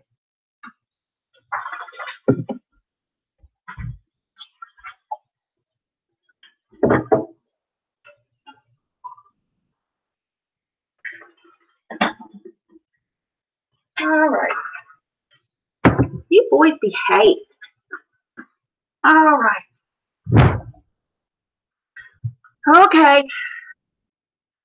Clap your hands. You've had an eating disorder. Because I have. Just put it in the chat. If you've dealt with anorexia, bulimia, binge eating, restriction, over-exercising, any of the things that cause eating disorder, if you're dealing with stress about food, if when you eat you feel guilt that you shouldn't be having that or you don't deserve it, put the clapping hands in there. Put it up. Pudding says she does. I call it Mia. That's who she wants.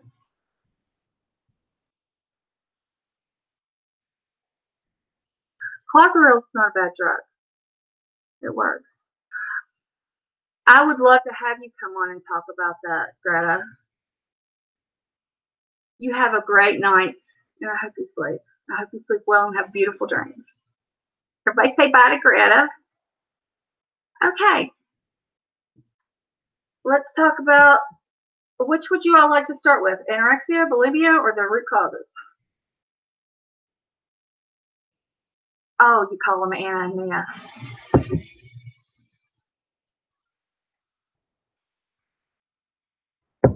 And if anybody would like to come on the panel, if you've experienced it, if you're recovering, which once you've had an eating disorder, you're always recovering. It's because it's like addiction. That's why they have Overeaters Anonymous. It's not just because you've gained weight, it's because we have an unhealthy relationship with food. Trixie says, I feel guilty because I get hungry and try to suppress that urge. And you don't know why you do it. Okay, would one of you all like to come on? It would be helpful if someone came on and just leave your camera off. If you don't want to show your face, that's fine. But if you've got Google Hangouts, download that, get it set up, and I'll throw you a link. And that way you can ask questions and I can answer, because I don't want to miss out on anything. I don't want to leave anything out. So would anybody like to come on?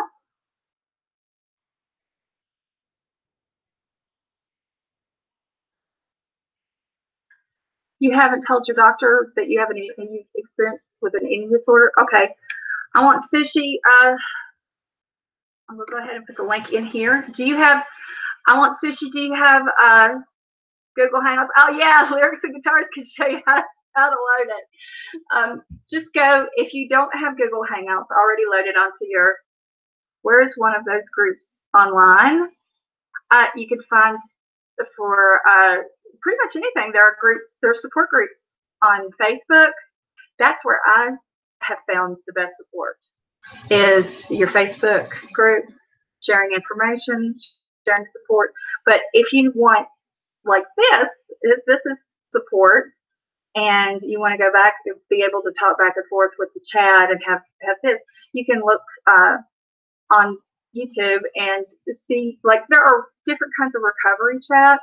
Like, there are several, like, all right, Margot Indigo, she doesn't do live streams, but she has an excellent series about her heroin addiction.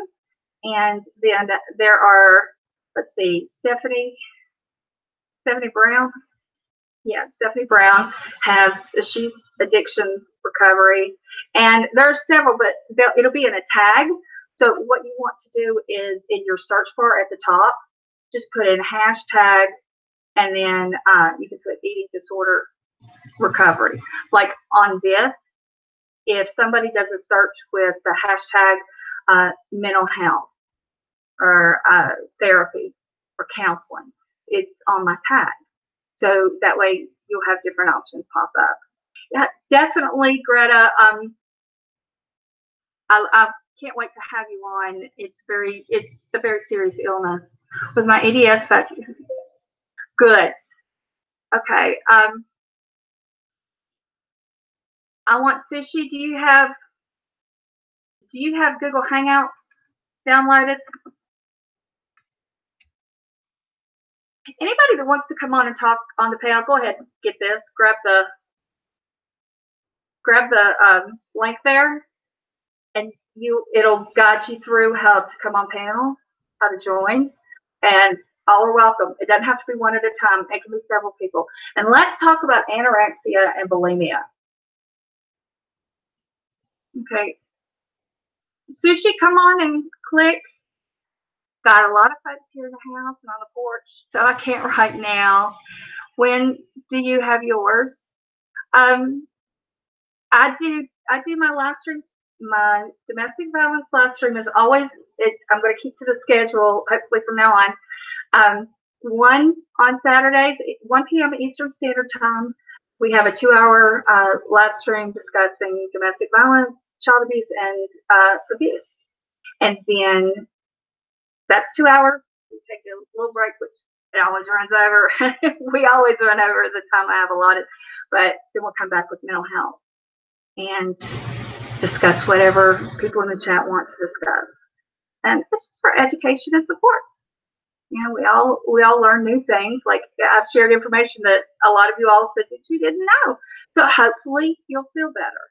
But if you want to come on, hi, White Trash. Hi, White Trash. And Davida. Hi, doll baby. You want a lawsuit here in Norway because of the opioid addiction. It's been on the news here when I won. I can talk about that next Saturday. I would love to hear that. I would love that. That's a very important subject because a lot of us heal with chronic pain.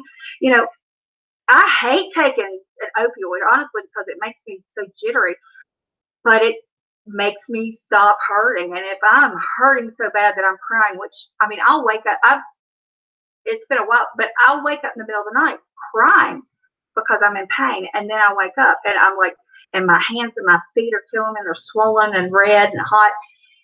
And I'm just like, shit, you can't sleep with that much pain. Ibuprofen ain't helping it.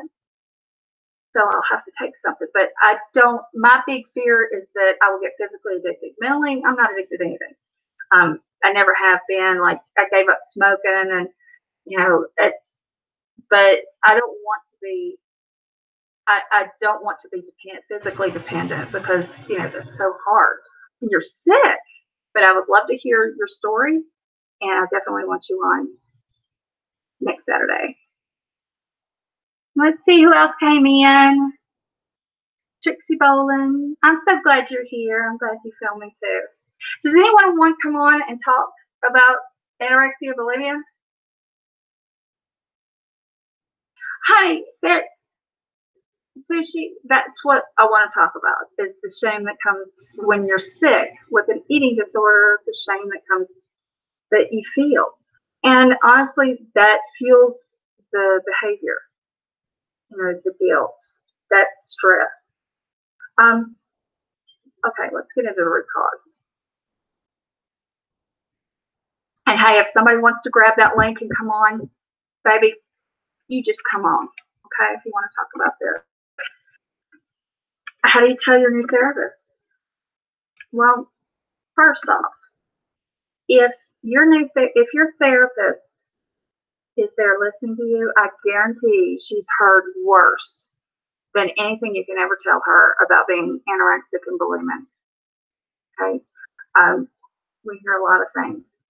I know what I hear, and it breaks my heart sometimes. But there's no reason to be ashamed of anorexia, bulimia, binge eating, restricting. You're there to get help. You need to be able to be honest with her so she can help you.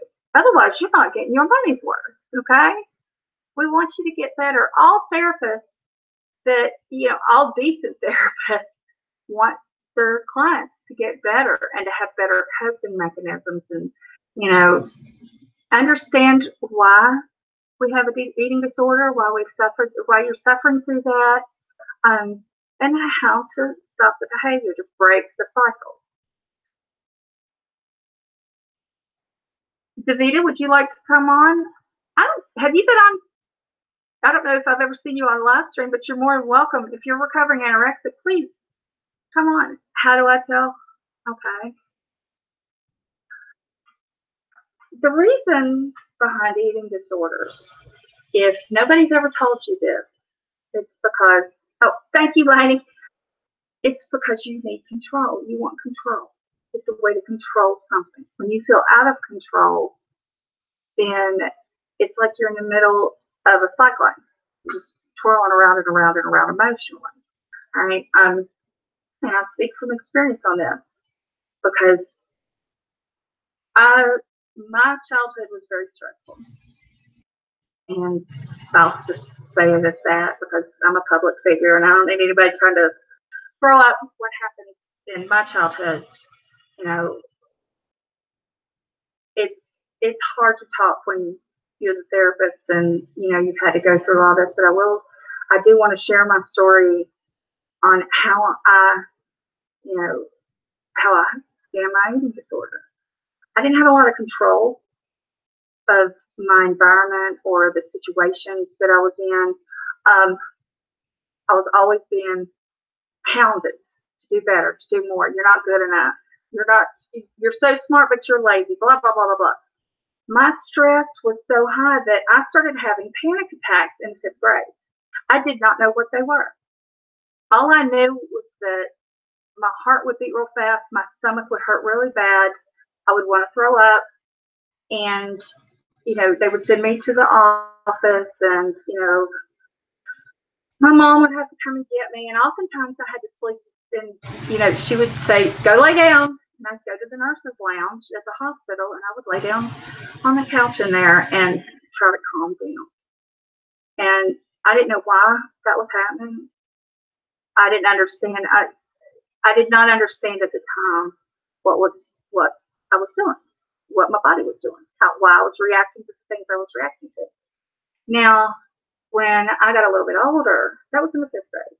In the 8th grade, I was 13, and I was in a clique of girls that put a lot of stress on one another. We were sometimes very cold to one another. If somebody looked, we all were terrified of getting fat. We were all popular girls. My husband said he's watching in the vehicle outside. God love him. Daniel, honey, if you want to come in, I'll move it. I'll move my headphone. He does not want to be on camera. He does not want to be a public figure. So when he comes down, when he gets ready, when I hear him come through the door, I'm going to turn my camera off, but I will keep talking.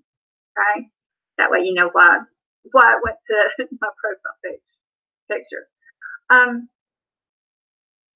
My group of friends were all the cheerleaders, the athletes, the popular girls, whatever.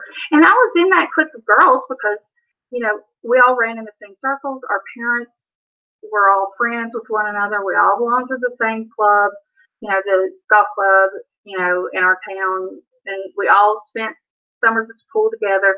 Very tight-knit group, but very toxic at times. It was one of those things where we would say, if you're friends with her, I'm mad at her, and she's, I'm not talking to her. And if you talk to her, I'm not going to be friends with you either.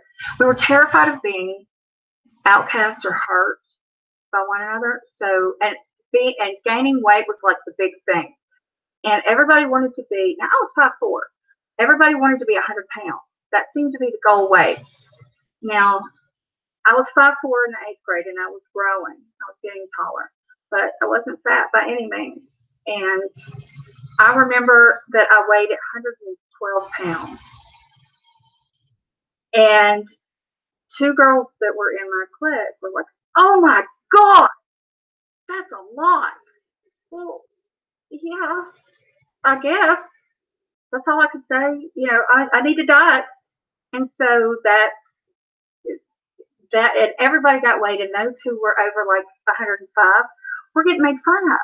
Because back then the coach would just call out your weight and all this stuff. So that was really stressful, and that was when I started really restricting. I know, honey. I see it. You're outside. If you're watching outside, you should see what I said. All right. So that's when I started to diet. Now, my first diet that I was ever on was when I was 9 years old, and my mother put me on it. Not because I was fat, but because I had come in from playing outside, and I played outside a lot. I was very, very active. And I got a snack. I got a little baby cake, and they're good. And my aunt was there, and she said, if she doesn't stop eating sweets, she's going to be fat. And my mom said, yeah, we're going to have to do something. I've looked at pictures of myself from that age, and I was anything but fat. I was normal size. So, my stomach was flat, and, I was a normal kid.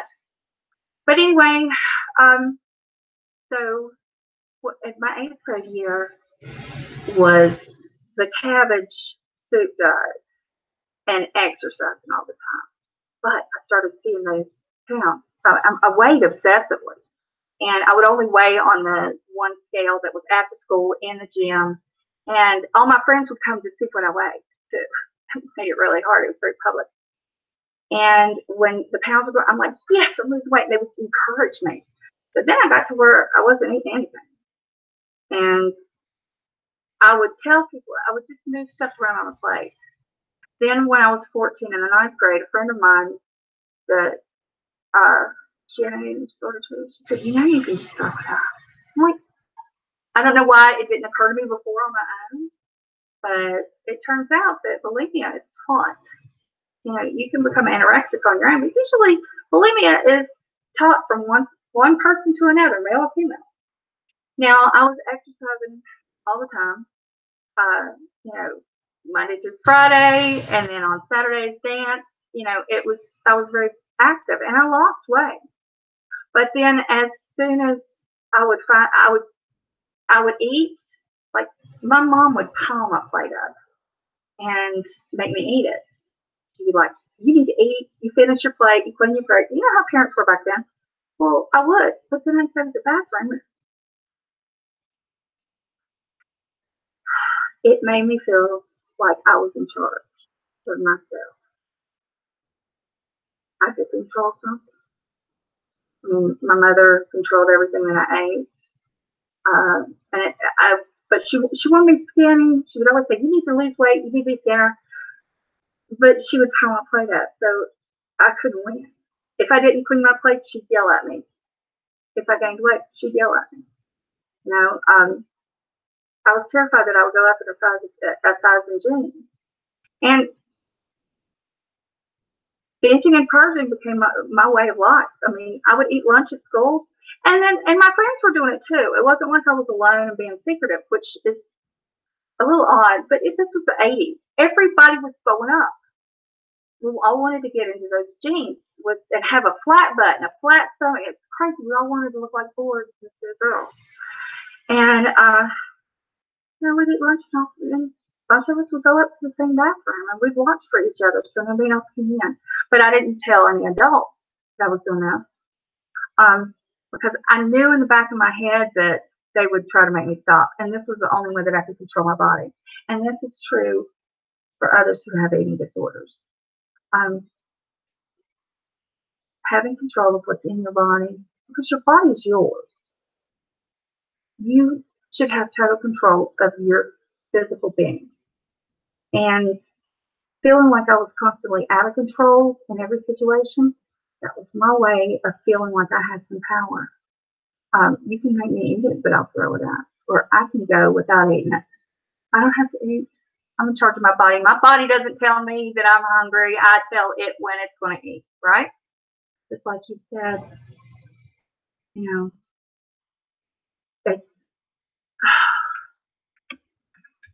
it's a very sad situation. You see it, and not just for people like me, like I was, who, I was constantly, from my friends, from my mother.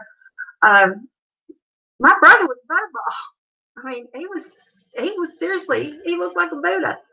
But then he got real thin. He became aware that, because my mother coddled him, and I've talked about that before, when he was about 16, he severely restricted his diet, ate only cereal, and was working out like every minute that he wasn't in school. And he lost all his weight, and then he started eating some protein finally, and he gained muscle, and he was cut, and he has a swimmer's body. He's still thin, but he's obsessed with what he puts in his body. It's not we don't have healthy relationships with food. And it's because of lack of control, lack of feeling like you're in control.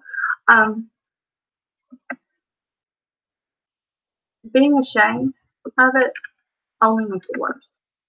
You need to come forward.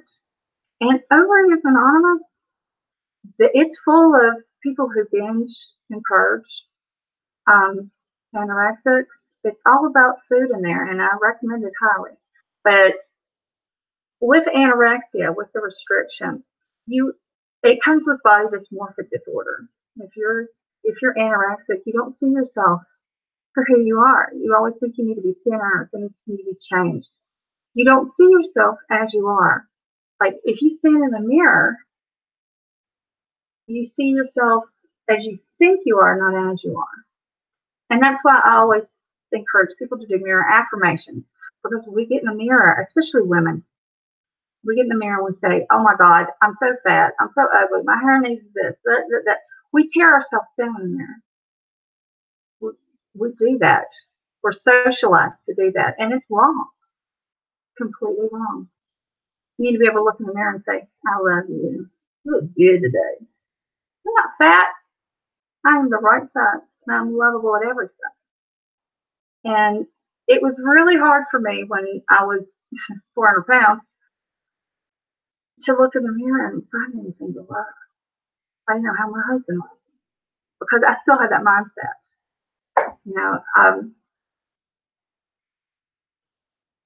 Sushi, I want sushi. You need to talk to your therapist about it.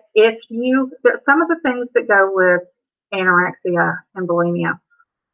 Anorexia, you can have brain damage, bone loss, of course, muscle loss, liver failure, heart failure.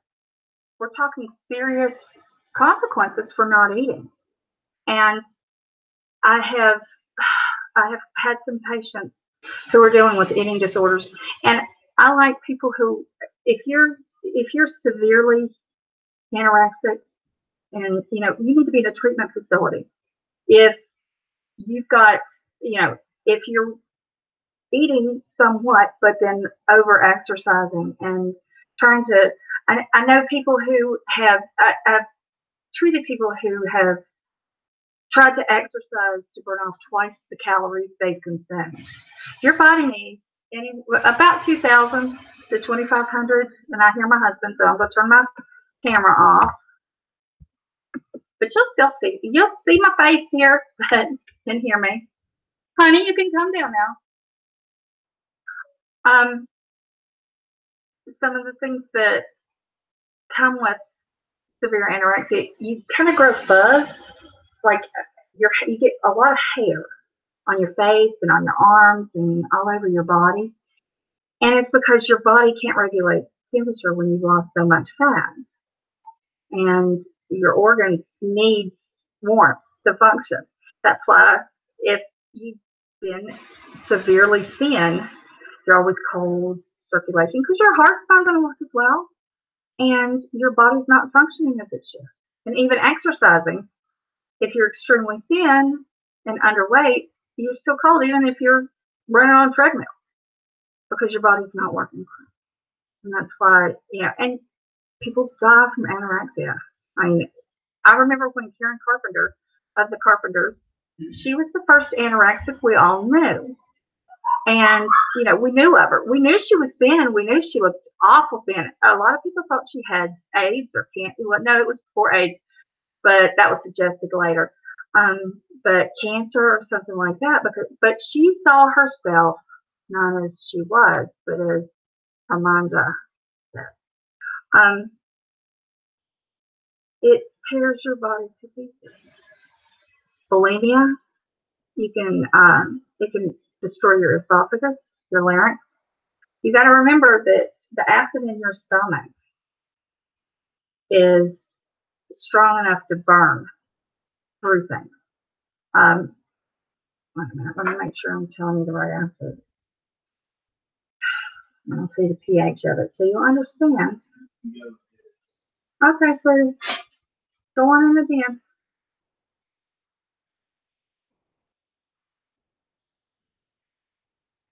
I apologize. Talk amongst yourselves.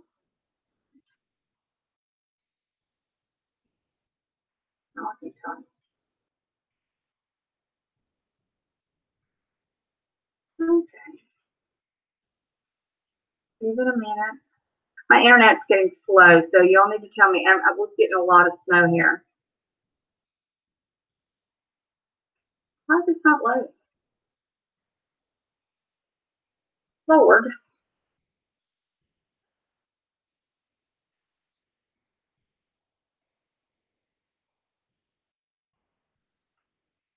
I don't know why my phone's not.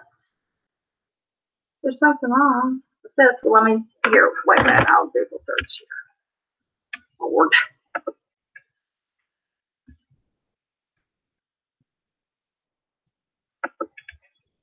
Let's find out exactly.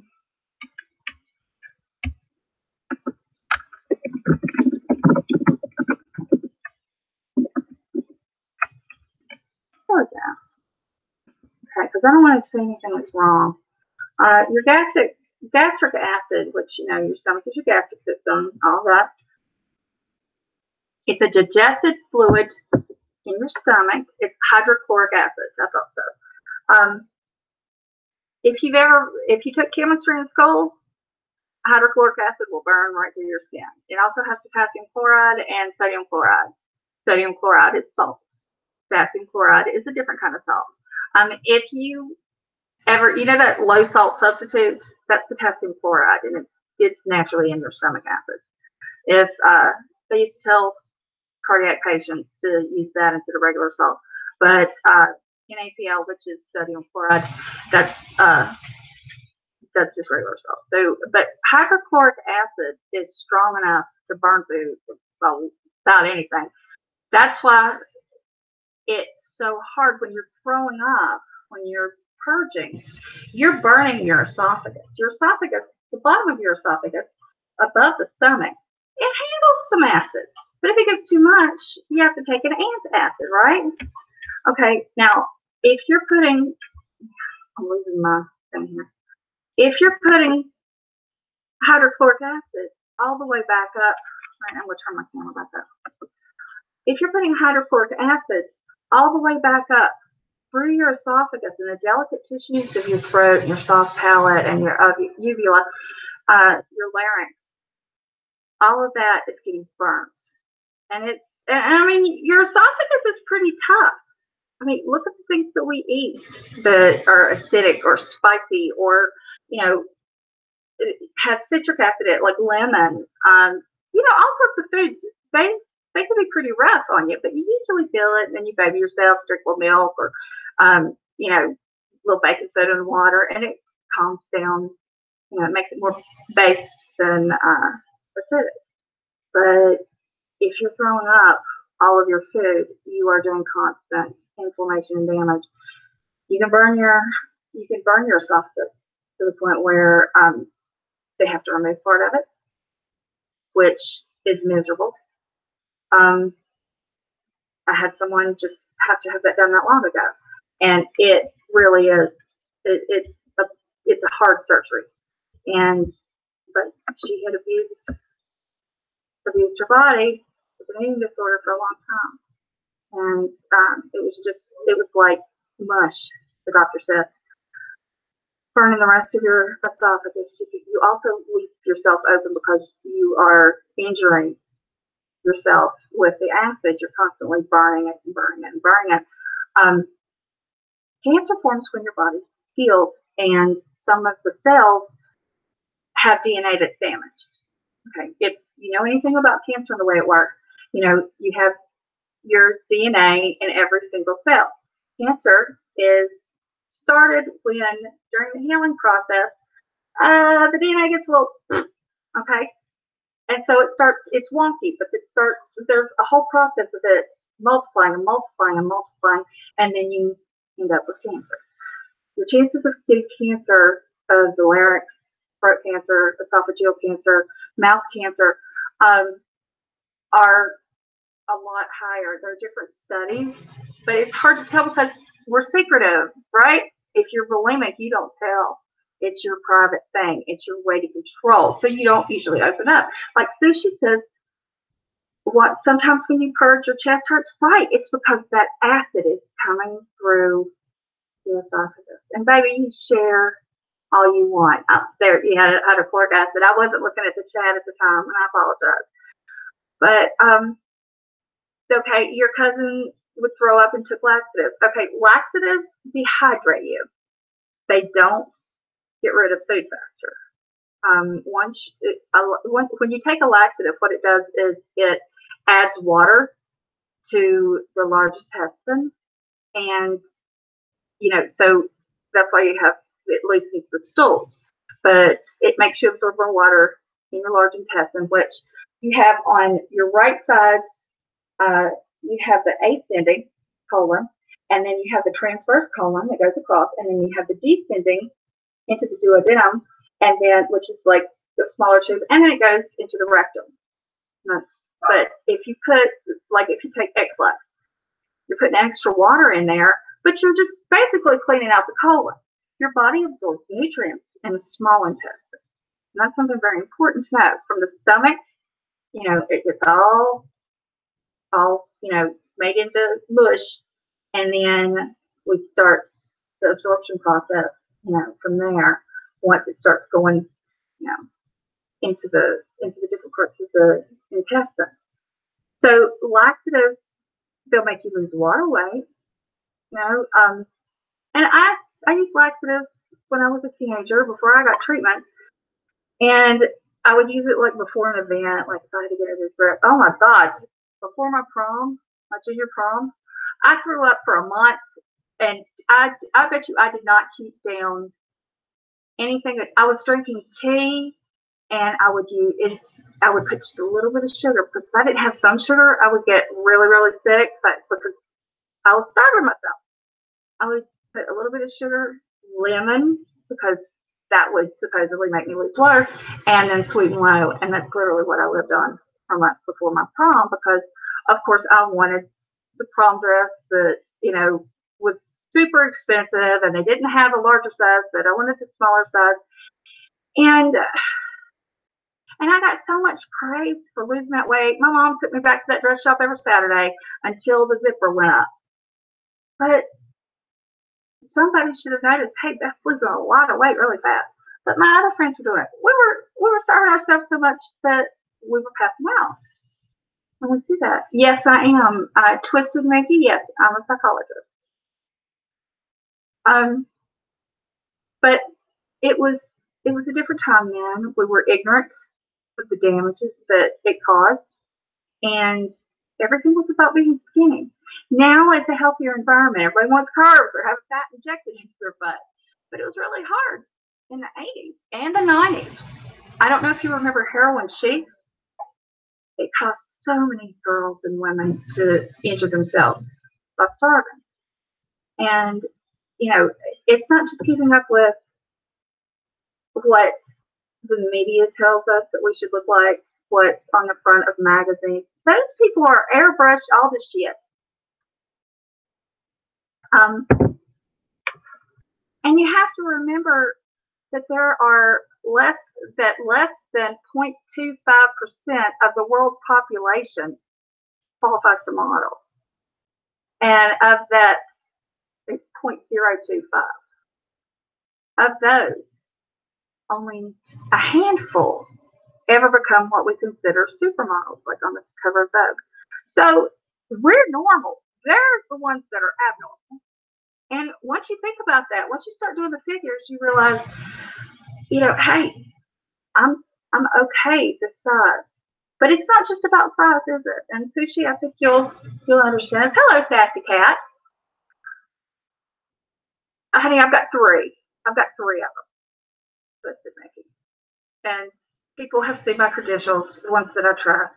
So I don't know. Do you have a question, Twisted Mickey? I'd be happy to answer it. We're talking about eating disorders right now.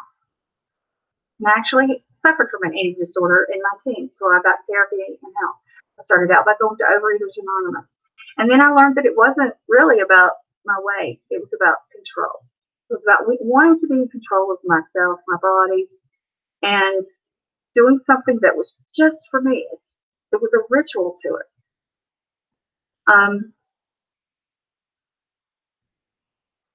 It was the whole idea, like I worked from 16 on, you know, like when I was 16, I was waiting tables, and I talked about that. I wouldn't eat there because people would see how much I ate. What I would do is I would take my money, and I can't believe how often. I mean, sometimes I would do this every day for weeks, and then I would quit. I'd say, I'm not doing that anymore. It's a waste of money, and I don't feel good, and I'm stopping. But then I would get upset or stressed, and then I would binge and purge. But I would start out on one end of town, and I would go through a drive-through, and I would order like one of the big extra value supersized meals. I mean, the whole big thing. And I would go and I would park, you know, in the parking lot, and I would just shovel it in just as hard as I could, just because I was usually starved because I hadn't eaten anything, of course. You know, I'd worked an 8-hour shift, and, you know, before that, you know, I hadn't kept anything down either. So I was just starved. But at the first restaurant, just eat the whole thing. Then I'd go to the second restaurant, but I would park and I would go in, and I knew which places had single bathrooms where you could lock the door, and there weren't like more than one stall. It was just the one stall in the sink. And I would lock the door, and I would throw everything up. I would throw up until I was crying. Then I'd clean everything up, make sure, I could throw up and not make a mess. And then I would go to the sink, wash my face, dry my eyes, make sure that looked okay. When I brushed through my hair, go out and get back in my car, go through that restaurant's drive-through, and order the biggest meal combination they had. And I would do that, and there were like 7 places, I think, that I stopped. And I would do that too. And then at the last one, I would go to, there were several convenience stores in the area that had single bathrooms, and I would go in there and throw up.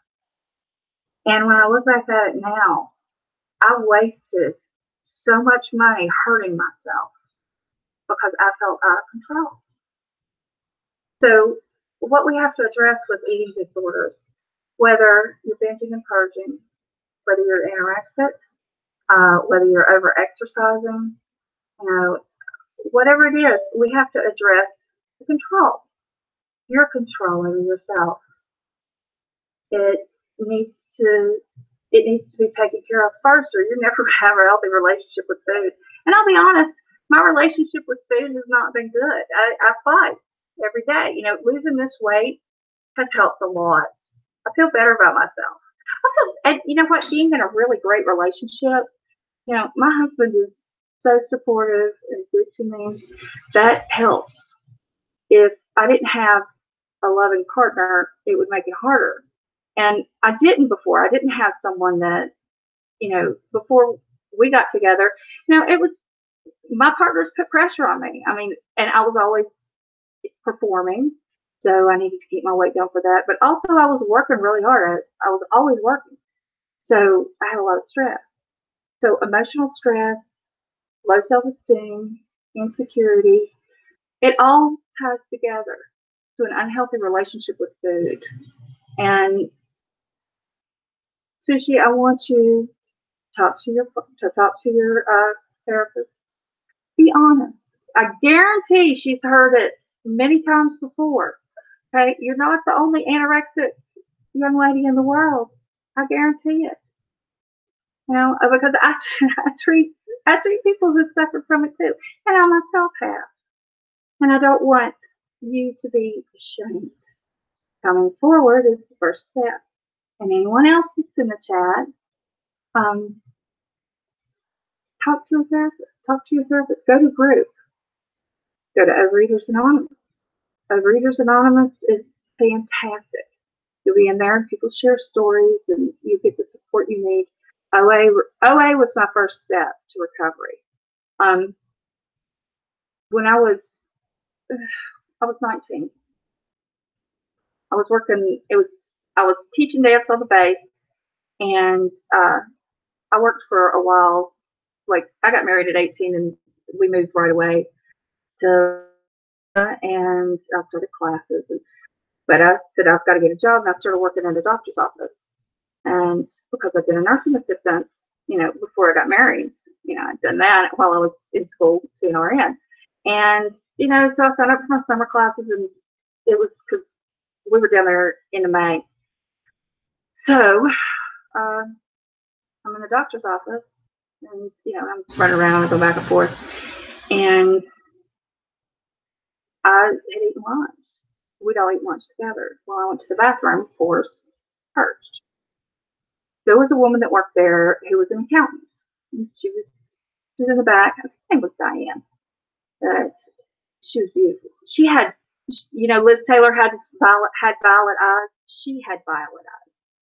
And the bathroom was near her office. And I guess she heard me. And it wasn't the first time I'd done it there. I was really stressed out. We'd moved halfway across the country. My husband was not the greatest of husbands. But anyway, I dealt with my stress by, binging and purging and then restricting. And after I came out of the bathroom, she said, "Beth, you okay? You sick?" And I said, "No, I'm fine." "Why?" And she said, "Because I heard you throwing up." I'm like, and I'm thinking to myself, first thing that goes into my mind is, "Oh shit, I'm too loud." I thought I was quieter. I thought nobody would hear me. It wasn't, I need help. It wasn't, she's concerned for me. It was just like, crap, I messed up. I'll have to be more careful, And she said, I've heard you several times. She said, "You've been doing this for days." And I hadn't worked there for very long. I'm like, "I'm fine." I kept saying, "I'm fine." And she was like, "No, you're not. And why don't you go to Overeaters Anonymous with me?" And I hadn't started therapy, any kind of psychotherapy or anything like that. And I've had therapy, different times throughout my life, but I hadn't up at that point. I went to the meeting and I started seeing that there were a lot of And I thought, if I can get help, then maybe I won't hurt myself. And maybe I can figure out how to be normal with food. Because you never feel guilty eating, you feel guilty throwing up, you feel guilty after you've restricted for so long and you finally have to eat something. The only time you feel good is like minutes. When you're hungry and you fight away that hunger pain, you think, haha, victory, and you feel like I'm strong enough to do this. But then it goes away and you start thinking about food and then you start feeling guilty again. And it all goes around guilt and shame and wanting control. And that's why if you are suffering with an eating disorder, no matter how you do it, talk to your therapist, reach out, go to Overeaters Anonymous. There are different support groups if you don't want to go to the anonymous groups. But it's an addictive behavior. It is an addiction. It is very treatable. But you have to want treatment. You have to want to feel better. And if you're walking around with shame, for God's sake, let us help you. DM me. I want sushi. You can DM me. You're not a huge liar. You're not a huge liar. So you don't binge, you just restrict. You're not a liar. You just have shame. I love the fact that you've been honest and open here and that you feel safe enough to do that. And you've got a lot of support here. And you can DM me anytime. I'll be happy to talk to you. Okay? And you said, Cassidy says, I had really been in high school and my parents had me in a treatment facility at 17. I recovered with the 12-step program. Awesome. Awesome. You have great parents. That's wonderful. By the way, this is the drill. My throat's getting a little sore. See, every bite of food makes me feel disgusted. You shouldn't feel that way, but you do. And I want to say that that's balanced with your illness, because this is an illness. It's an illness and it's an addiction. And food should be a pleasure, but a healthy pleasure. Like food that tastes good, you should enjoy and realize it with therapy and treatment, you're going to see that you can love yourself, and that by eating healthy and not restricting, you're loving who you are and inside. And that's what it is. Food is really the last on the list. Self-esteem.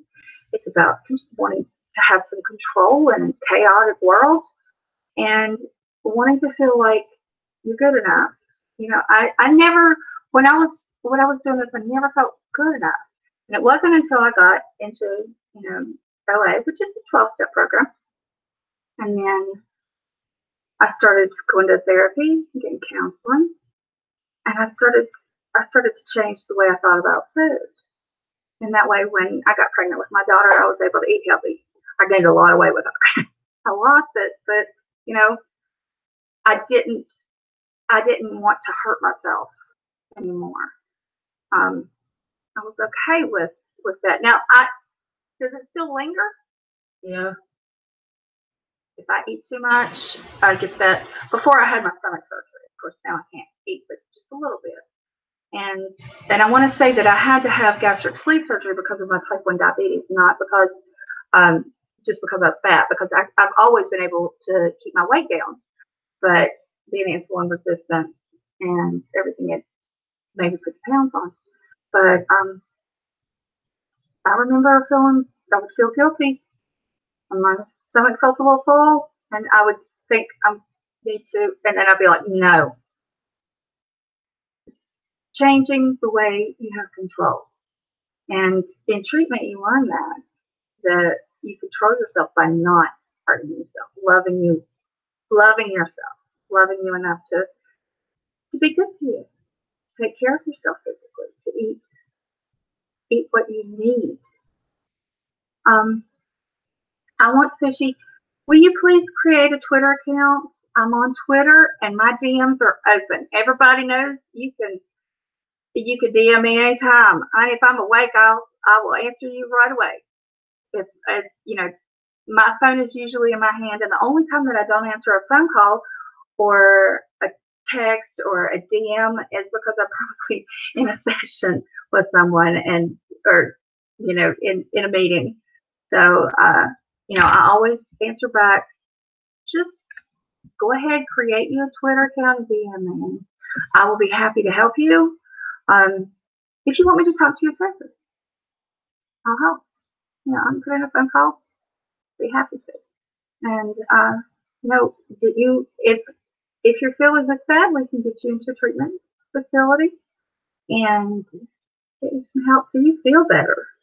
Because I know you don't feel well right now, and anyone else that is dealing with an eating disorder, you don't feel good.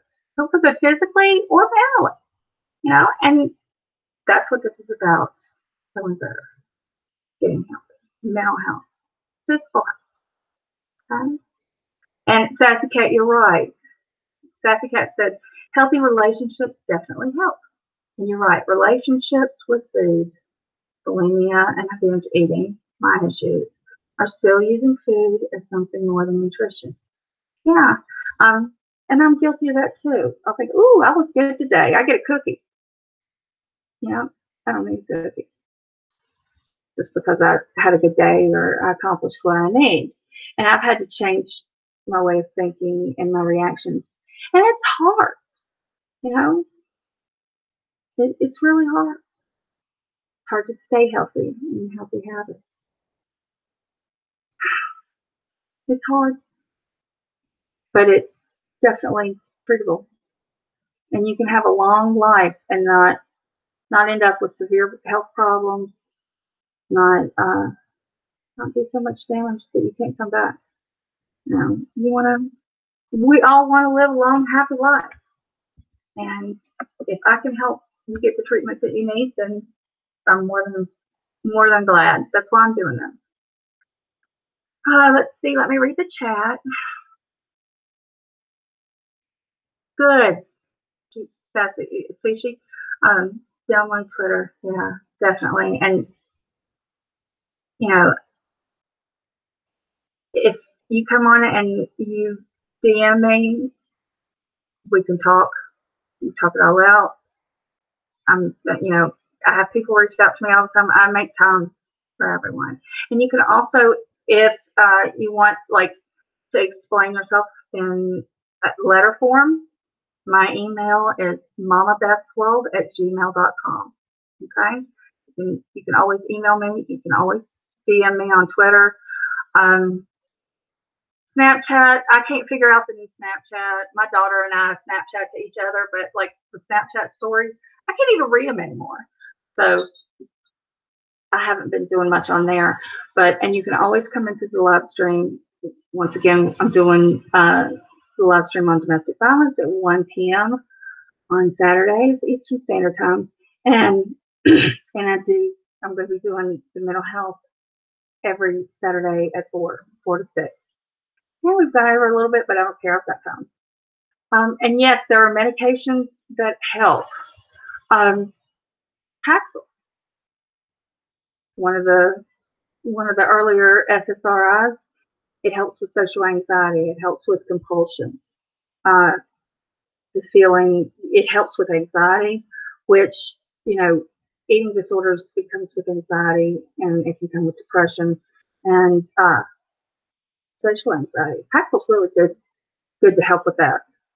I've had really good luck with people. But if not Paxil, there are plenty of other SSRIs and SRIs. Sassy says, my utilization of food by binging came from knowingly participating in a neglectful relationship, even knowing the facts of the mental harm doesn't protect you from the resulting harm. You're absolutely right. I mean, I can sit here and talk till I'm blue in the face. And it does no good if you don't reach the point where you want to change your behaviors and your attitudes and reactions. You know, nobody can force you to do anything. And that is why I say control is the reason that we get into eating disorders. If you are in a life or relationship that is stressful and not nurturing, oftentimes we use food. You see people talking about comfort eating. I'm eating my comfort food. They're not comfort foods. We should not be comforting ourselves with food. That's not a healthy thing to do. You know, I saw someone on TV. They were saying, "Don't if a relationship ends, don't grab the scissors and cut your hair. Grab a big tub of Ben and Jerry's and watch some movies." No, don't do either. Don't cut your hair. I swear, people cut their hair when they break up, or if they especially if their mother passes away, you'll notice they cut all their hair off. I think it's a mourning thing. We talk about she rent her hair all the way back through history. There's something about hair that women want to cut all their hair off when they've had a tragedy happen. But you don't have to cut your hair, but you definitely don't have to grab a big tub of ice cream either. Go to the gym. Start working out, taking care of yourself, but in a healthy way. Eat right. Make a diet plan. Go see a nutritionist and say, I want to eat properly. I need meal plans put out and that I can follow. You know, and you can be in control of eating right. But once again, I'm talking to a blue in the face, but until you want help, then nobody's going to be able to fix it. But you can fix it. And opening up about it in here, Sushi, I'm so proud of you. And it makes me feel honored that you chose to share that here. And everyone else that has, talked about, that they also have eating disorders, that they've been through this and are recovering, because just like alcoholics or, drug abusers who have gone through treatment and recovery, you're always in recovery. And that's okay. It's keeping aware. I knew going in I wasn't going to have my needs met. I participated because I wanted to help someone who wasn't well in themselves. I paid a giant price mentally, and it manifested in eating. Sassy cat, I'm so sorry. I really am. That's why I say you have to be selfish. If you're in a relationship and it's that one-sided, to where you're not getting any love and affection and attention and support and respect, if you're doing all the giving and you're not receiving, then it's a toxic relationship. But some of us are hardwired to give and give and give, and oftentimes we don't think we need to have anything given back. We don't need to receive anything or any support. But then it manifests in other ways, whether it's eating food, using medication, using drugs, or just other unhealthy behaviors. And that's why I say be a little selfish. You have to put yourself first.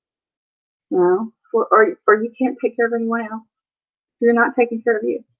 And if you're in a relationship and that person is more concerned with themselves and their needs day by day by day, and they're not thinking of your needs, then stop it. Believe it, because it will beat you down.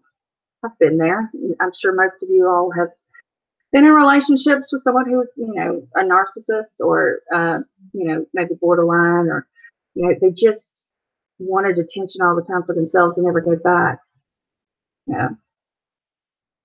It's hard. It's hard, but we live and we learn what we need. There's no handbook to life. There's a lot of self-help books, but most of them are shit. And that's the truth. I don't do self-help, the self-help thing. I don't say, oh, go read this one or that one, because everyone I've read usually regurgitates the same old thing. What I do say is learn about what you're going through. If you have anxiety, learn about it. Or depression, learn about it. Eating disorders, learn about it. Study what it is, and then once the more knowledge we have, the better we can take care of ourselves. That it's education and then putting that knowledge to use. And we're always daily trying to get healthier.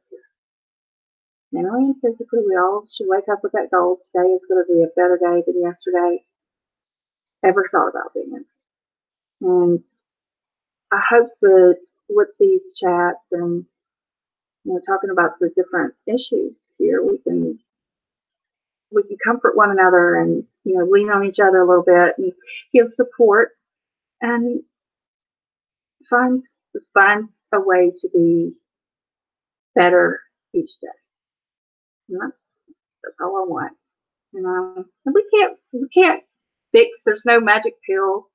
There's no way to snap your fingers and make it all better. I wish there was. It takes a lot of work. But if you have friends helping you, you have a place to come. A weekly session where you're gathered together with everybody who, has similar problems, and you show each other support. It gets a lot easier. But let me read the chat.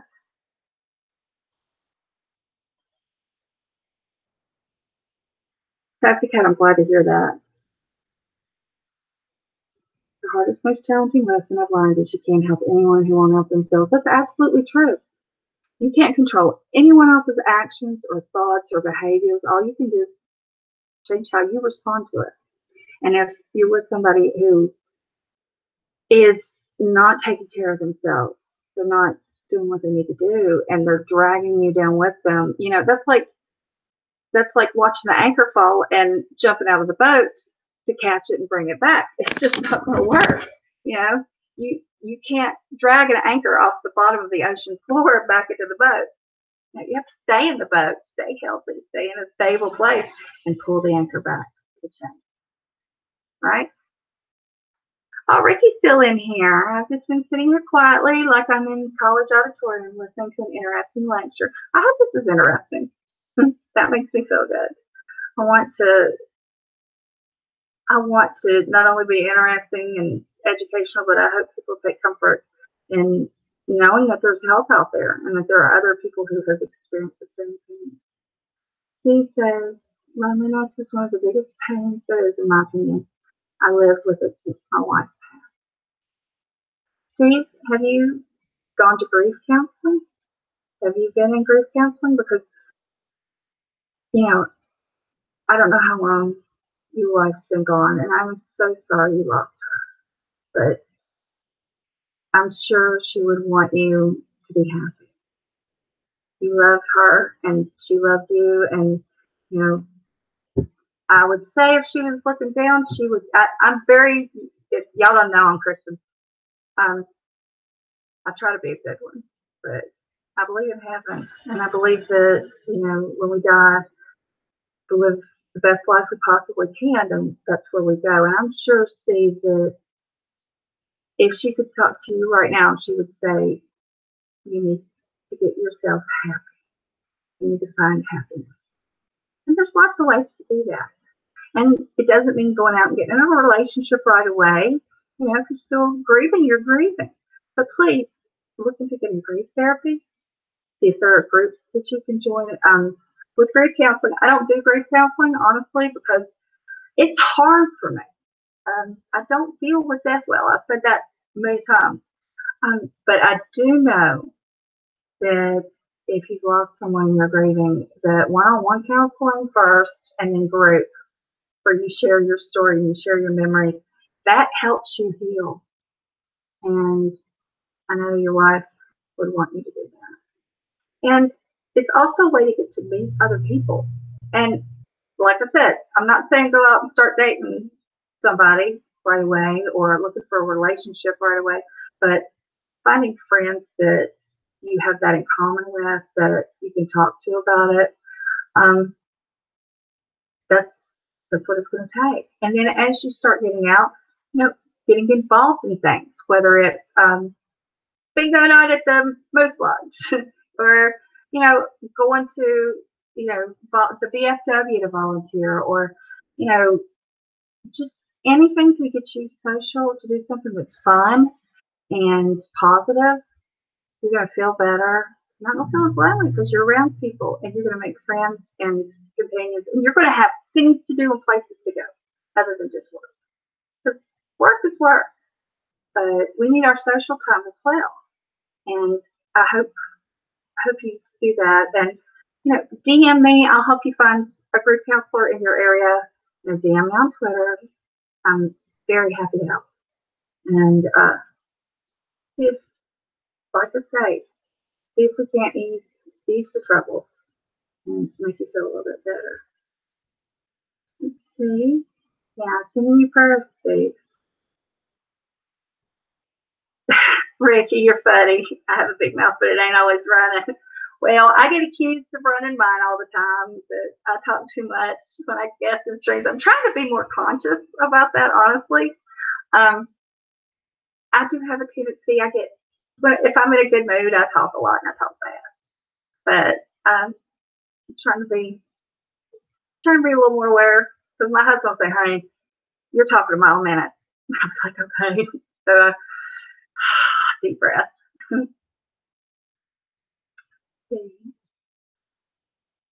Sassy Cat says, I was prioritizing and trying to help someone in an abusive relationship. I was the only one who knew, so I was obligated to be supportive of them, loving them, and trying to help them see it.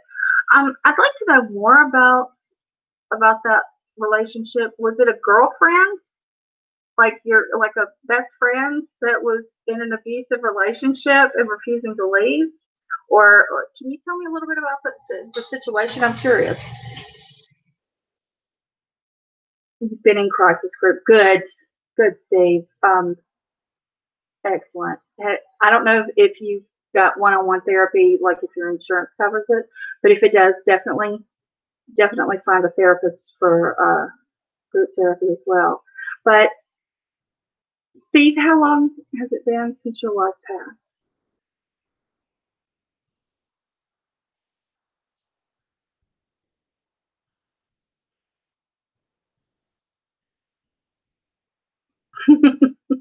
I can't. He says I can't work in a shelter because I'd steal all the animals and bring them home.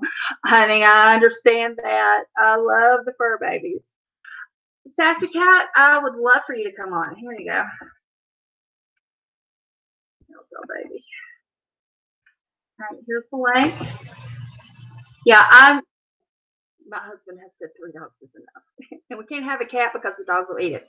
But you know, that's why I love helping the animals, and that's why everything that I make from super chats. If you send a super chat, it's going to Operation Underdog, and I have to have $100 before I can transfer it, and I haven't quite got there yet. So if you want to donate, you're more than welcome to donate.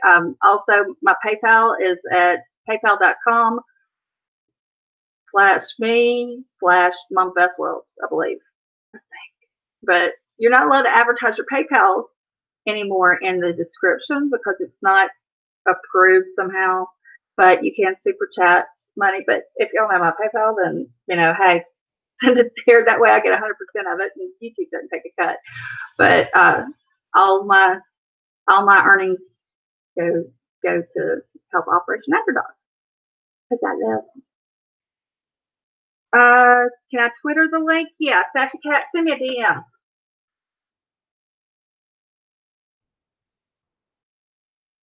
DM me on Twitter, and I'll send the link there. Oh wait, I gotta do it. Up here. Up here.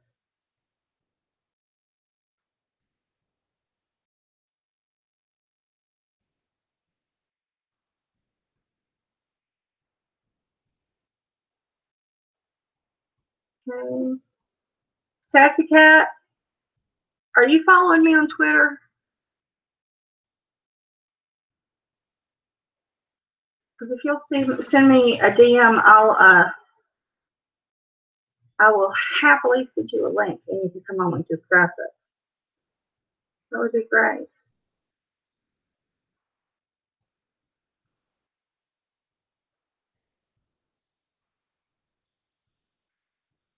Okay.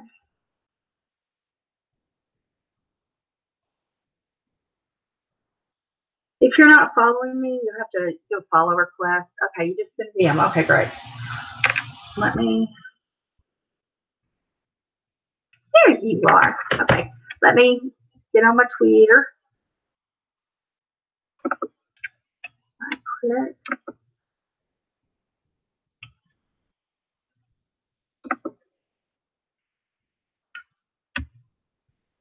My throat's sore. But I've been talking a lot. They're sending. I'm sending it now. There you go, darling. It's in your DM.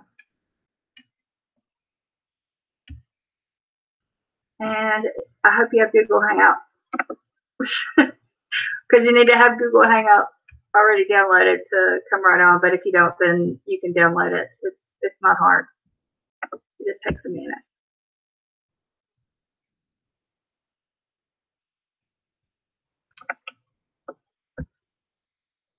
Steve, I'd ask Steve if you're watching and not following the chat.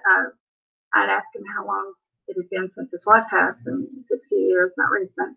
I have long process and I hibernate with depression. Steve, definitely, I would see a therapist. I would ask to see a good psychiatrist that can maybe help you with an antidepressant. And you can, one of the things that a lot of people don't know is if you're going through a divorce, following a death, any kind of tragedy, losing a job that maybe you've had for a long time, and if you're thrown into what we call situational depression, there's critical depression, which is you're depressed without really having any kind of event or tragedy or anything to be depressed over. Your brain chemistry is different, and you have chronic depression, which is clinical. And there's that, and then we have what we call situational depression. And that is when something happens and you're grieving or mourning or you're very sad. We can give you antidepressants for say 6 months or a year. Hello. Hi, sweetheart. Hi, Jessica. How are you? Hi, I'm good. I'll pause while you continue about the medicine. Okay. Steve, ask your doctor. Ask your doctor to recommend a therapist or a psychiatrist. The psychiatrist will diagnose you with depression. Your GP can do it, but it's better. I always say go to mental health professionals because that's what they do. GP covers everything else. But, get the referral and ask to be put on an antidepressant for a while. And that will help you stop hibernating and help you feel better and want to get out and, get on with your life. You have a life to live.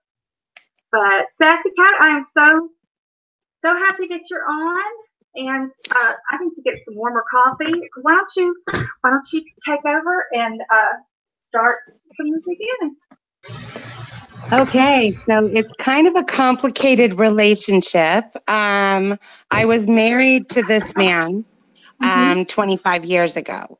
So it was my first husband, and we were very young. And at that time, I'd been through quite a lot of psychological trauma in childhood. I was sexually abused, and I was almost raped twice. And so I had a little trouble growing up,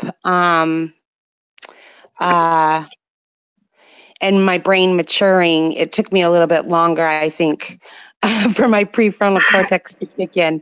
Honey, it's okay. That happens when you're abused. Yeah, and so I understand that now. Here I am. I'm going to be 49 this month. So this was, I was in my early 20s. So this is lots of years ago. And I met him and we got along great, and that was awesome. And we had kind of a whirlwind romance, and it was all good. We were the best of friends. And then I ran from it. Like right after we got married, it was just way too much for me. It was like, as much as I wanted it, I really had a hard time being as vulnerable as you have to be in a relationship that's a marriage, Right. And so I had a lot of trust issues and things like that. So I bolted. Now, in the years following, I had other relationships, and the last one, the last like big time relationship that I was in, really taught me a whole lot, and I grew so much in that relationship. He's a wonderful, wonderful person, but he's a Pacific Islander, so everything is all about love, and everything is all about the inside, and it was just wonderful. Now, during the course of that relationship, guy number one contacts me. Okay. It'd been like 13 years since we'd talked. Wow. And so I got the chance to apologize, which I really, needed to do, because as I moved forward, the things that I learned and the more empathetic and vulnerable and stuff that I became, the more that I recognized that was just horrible. That was just, that was just really hurtful. And that it had nothing to do. Right. And that it had nothing to do with him. And so when he did contact me years later, I was able to apologize for that. Oh, that's good. That had to be very cathartic. Oh my goodness, yes. And so I was able to apologize.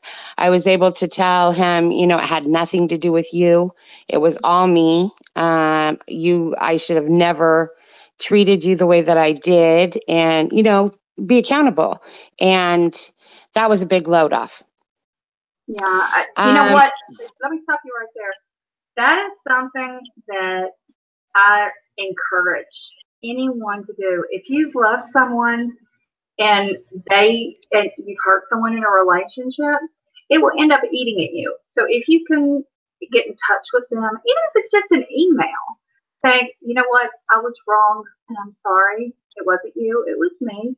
A lot of people can't do that, but the fact that you did is beautiful. And I always encourage people, if they've hurt someone, to talk about it, send an email, send a text, do something, and just say, don't want to mess up your life, but I want you to know that I am sorry.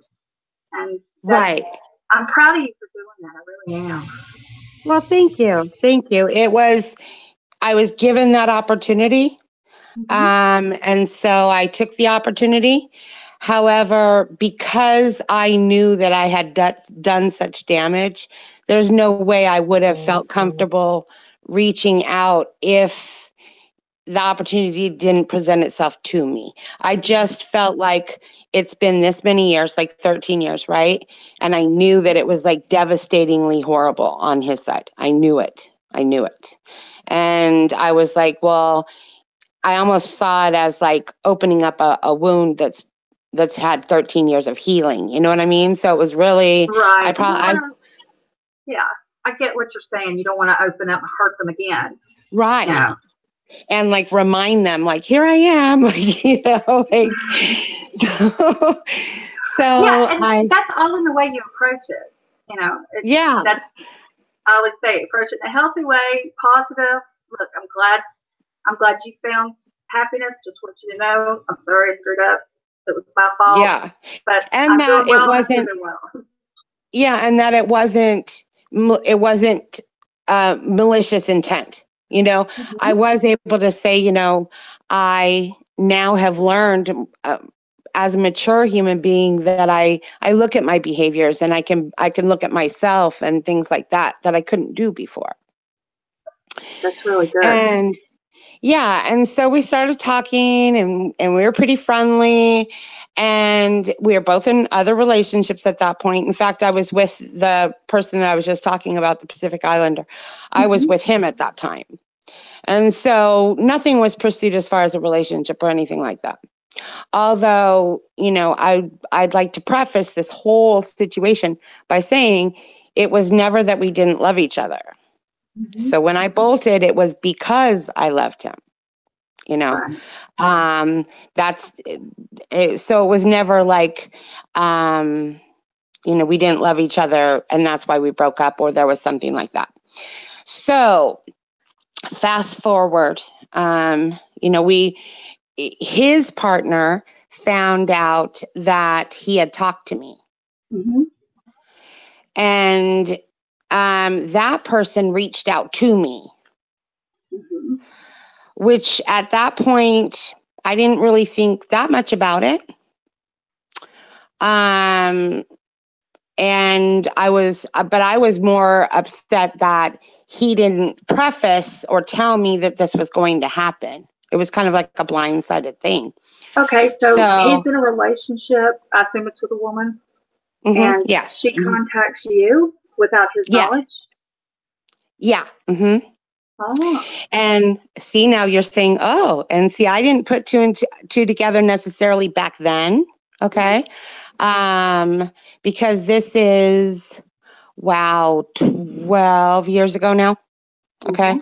So this happened 12 years ago. When he contacted me, I was able to apologize. We're talking, we're friendly. I'm in another relationship. He's in another relationship. She sees that he called me, so she calls me. What did she say? So she was asking like what we were talking about, saying, like just telling me how he's the love of her life and blah, blah, blah. And I'm like, no, I'm with someone else. And, Not trying to steal your man, had him, been there, done that. and we're friends and, we're friendly. I've always cared about each other. You know what I mean? Mm-hmm. And truthfully, I still loved him, but I was in a whole another relationship and he was too. So it was like, not like that. So, I didn't put two and two together back then. It's just her picking up the phone and calling me. I didn't think anything really of it. We didn't talk then for another couple years. Oh. And in that time, it was like a big freak out on her side, I guess. So, which again, I didn't put two and two together. I didn't really even think about it much because, we hadn't talked for 13 years. And so I was like, okay, well, bye, Yeah. And so then I'm, dealing with my situation, which is this huge, oh my gosh, my life, Mama Beth, seriously. Everyone tells me I should write a book for a reason. So he was stuck in another country. We were dealing with immigration. It was only supposed to be like a month that we were separate after we got married, and it ended up being 3.5 years. Oh my God. Yeah. So at 3.5 and the economy hit. So Tonga. Oh, okay. I've heard of Tonga. So, yeah, Tonga. So I was with him. We were dealing with what we were dealing with. I got a pay cut of like $50,000 a year. Oh my God. Oh yeah, when the economy hit, it was really bad. So we all suffered, that's for sure. Yeah, and it was $1.77 a minute to talk to him. So, before, when I was making way more money, I didn't care if I spent like $1,500 to $2,000 a month on a phone bill. I didn't care. Right. So we talked all the time. I mean, we talked for hours and hours and hours. We were just really, it didn't even matter that we hadn't seen each other necessarily because we were so emotionally supportive of each other. So we were very, and I've come to realize that's the most important thing to me in a relationship is emotional support. And it should be. Absolutely. Yeah. And we were the best of friends and stuff, but not being able to talk and not seeing each other was just way much. It was just, we had gotten married. The last time I saw him was when we got married. And so 3.5 years later, we hadn't seen each other. We were only talking twice a week for 20 minutes. There was no real indicator of when that would change. So we agreed that we would let go at that point. That had to be heartbreaking. Oh my goodness. It still is to this day. I mean, it's years later, obviously, and he has found someone and he's gotten married. And I'm glad for him, although it's bittersweet. He's a wonderful, wonderful man. So I'm glad he's happy, but I can't help but be sad for what was us, Of course. In the meantime, Mr. A, the first one, He gets in contact with me, and he's in Afghanistan. Oh, wow. And it was just like that. It was a wow, because I knew that he is in a war, basically. And Right. and I was, we are friends, and so we're contacting each other, and we're friendly and friends, and that's fine. But Was he still with his wife? yes. Okay. However, I asked certain things, so just in passing, and it occurred to me that they were not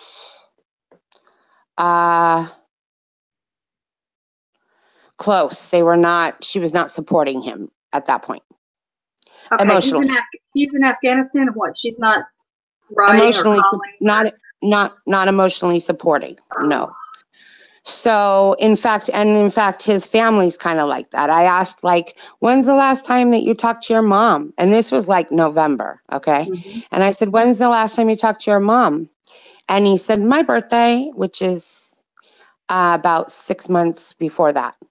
Oh my gosh. So I'm like, holy cow, right? So and he's very much a loner. Mm-hmm. I know that about him. He has close friends, a couple of them from his childhood, but he doesn't really have anyone else. Okay. That's just kind of how he is. He's kind of a loner like that. But in that situation, being in Afghanistan, I asked, when's the last time you talked to them, meaning his friends. And that was before he even went. So you were the only person giving him any kind of succor or emotional support. Right. In a positive way. Yes. Right. Mm-hmm. Right.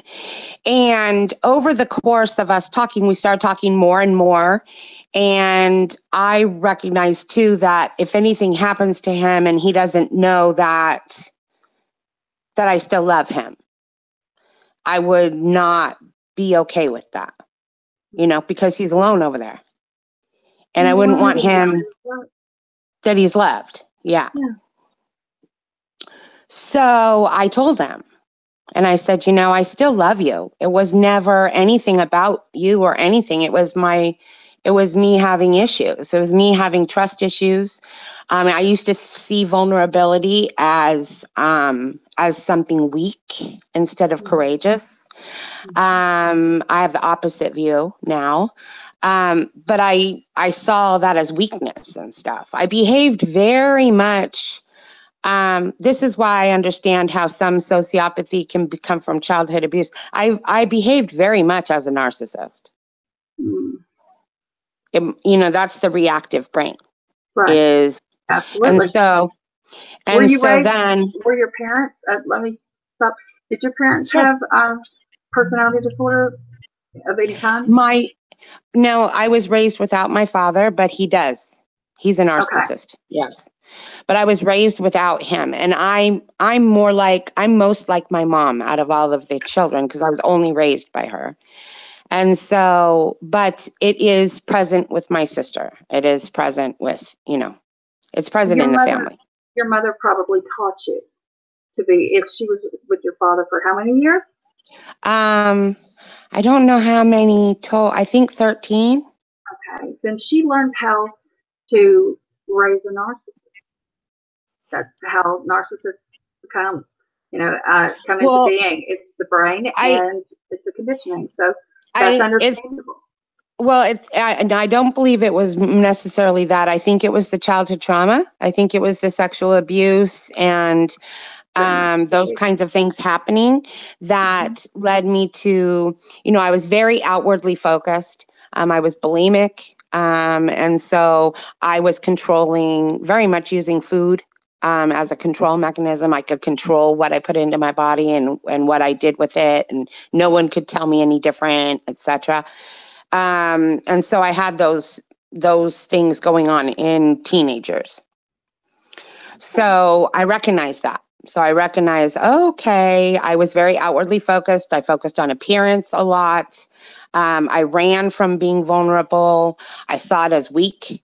If I saw, a man cry, I was like, okay, you're too weak. I can't be with you. Like, I gotta go. Right. Like and that's the way I was early on. So he's in Afghanistan. I tell him, that he is loved and that I love him. He basically professes love back. He lets me know that the relationship really doesn't really work. I'd kind of seen a couple of little things that were, like I said, the no contacts, the not really having any support, like not getting any boxes or anything like that. When people are overseas, their loved ones often pack boxes for them and Oh, yeah. and send them cookies and things like that. He was getting nothing. Oh. So I made sure that I did a couple boxes. I even baked cookies, which I don't cook, so that's funny. And so I reached out to him and I was basically supporting him and telling him, you're valuable. At one point, we decided I got a webcam and so that we could see each other for the first time in I don't even know how many years, right? Mm-hmm. And I remember so when we had to buy webcams. I remember that totally. You had to buy them and clip them to the top of your computer or set them on top. Yeah. I remember that. Yeah, and this was very telling again. I clicked up the webcam and I clicked it so that he could see me. Yeah. When he did, he was like, "Oh my gosh, let me see if I can get mine working and you can see me too." Okay, that right there told me he'd never used it. As long as he'd been over there, he'd never used it. And if you are in a loving relationship, of course you want to see that other person. Absolutely. Right? Yeah. Okay. So that was kind of like ting, ting, ting, like little boxes were ticking off, but I didn't necessarily see the abuse yet. I didn't see it as abusive. Now, it was my understanding they had already come to a decision about getting divorced. And so I was like, okay, that's fine. When he came back, it was a little bit different story. She found out that we were in contact. Mm-hmm. Immediately called me again instead of him. Basically just asked me a bunch of personal questions about myself, which I didn't really understand. And was none of her business. Well, yeah, but it was just a whole different kind of conversation, like what kind of dogs I have and things like that. Just really weird. And I didn't know this, but she took that information that same evening and flipped it around and told him that she and I had been in contact and that it was a big setup. Oh, no. And she said, how else would I know that she has this kind of dog? How else does she know? How else do I know that it's this, this, this? And he really thought that we had been in contact because how would she know? Right. It was just bizarre. She played that smart. I mean, oh my goodness. And the manipulation, the immediate manipulation to be able to take that and create a story like on the fly, like, wow.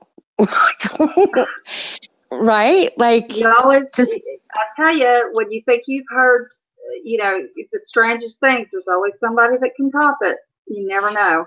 It's really bizarre. There's some people out there that are just, you just go, what the hell? So you said abuse. She was abusive to him? Oh, yes. Yes. What, was physically or emotionally or both? I know that it's emotionally and psychologically because of the things I'm aware of, because this is now this situation that I just told you about. That happened years ago. Mm-hmm. So that happened 8 years ago. So since then, he and I at different times have been in contact. Different spot times. Okay. And all along the way, there's been more of a window into what's said or what's going on. At one point in 2014, he moved out. He was only out for, 3 weeks, but I witnessed within the first 3 days, there were 700 phone calls. There were Oh my God. 260 text messages. There were over 350 emails in 3 days. My God. She must have done nothing but stayed on her phone and computer. Well, I mean, how do you I don't do even that? know. I don't even know how you do imagine that all of your time is being taken up by something. Either you're writing an email, you're sending a text, or you're calling. Like, that's what it would be, I would think. Sounds like it. Sounds like obsession. Which is, again, that's what an abuser does. Mm-hmm. So all of the tick marks, obviously, are ding, ding, ding, right? But I knew that over the course of the last 8 years, that's why I've learned so much about abuse, abusive relationships. What do abusers do? What tactics do they use? How does that affect the mind? Also down to even the chemicals that are depleted and the chemicals that are spiking in order to keep the abused brain going, in order to keep it engaged in the brainwashing, right? Mm-hmm. So that actually it was the catalyst to send me back to school. I'm in school now to get my psychology degree so that the books that I write actually have a title on them so people will pay more attention and know that I know what I'm talking about. And they'll know what. And I want to help pioneer what's going on right now using neuroplasticity and healing the brain because I had PTSD. I was diagnosed in 2006. And it was really probably comorbid with CPTSD because of my trauma with abuse and stuff when I was a child, etc. So healing yourself kind of out of that, because it is a mindset. It's a set that happens. Absolutely. And so if you trigger, so I preach this everywhere I go to anyone who will listen, to practice gratefulness and to practice altruism, which is why volunteering is so incredibly good for the brain, because altruism and gratefulness live in the same part of your brain as happiness. Absolutely. So that's why I say practice kindness. Yes. One of my hashtags, practice kindness, because if you practice, you retrain the brain. And like you say, for those who don't know what neuroplasticity is, it's when your brain regenerates itself back into a healthy state of being, because your neurons die off and are replaced, And so you can actually retrain your brain into being healthy, to not react in certain ways, not to have emotional outbursts when they're triggered. It's like you're teaching yourself, but your brain is actually changing, and the chemicals that it produces and sends out, are become more healthy. So basically, when you give kindness and, like you say, volunteer and do good for others, you reap the rewards in your own brain, in your mind, and your own emotions. So, okay, keep going. You're doing a great job. Yeah. So the way I try to explain it to people is, not many people know that every time you go to sleep, whether it's a nap or you go to sleep for the evening, your brain maintains, it does maintenance, right? And this little janitorial crew goes around your brain, and all the synapses that haven't been used or are old get cleaned off so the material can be regenerated. It can make new synapses. Now, if you've spent that day, that same day, you spent grieving, your brain has been triggered in certain parts and not in other parts, and you go to sleep and those other parts get a synapse cleaned off, and the grieving part got a synapse renewed. Okay. Exactly. So if you spend enough time in that same mindset, the synapses have been cleaned to those other parts of the brain. So then you use activities like practicing gratefulness, like making a list of 10 things you're grateful for every morning. Mm-hmm. You're making those synapses connect. And when you go to sleep that night, the grieving ones or the sad ones or the angry ones, those are the ones that get cleaned off. So, and that's simplifying it, obviously. But then you're practicing, like volunteering, like you were saying, is so good, because not only are you giving without the expectation of getting anything back except good feelings, right? Because we all get good feelings from giving, or those of us with a healthy mind do.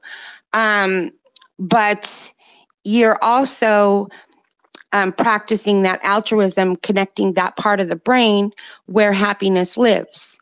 And so it will get easier and easier for your brain to access being happy and have a road there. It's almost like if you think of the mind as roads, that if you start off with a freeway going to happiness and you're happy, happy, happy, something happens and you're a different part of your brain.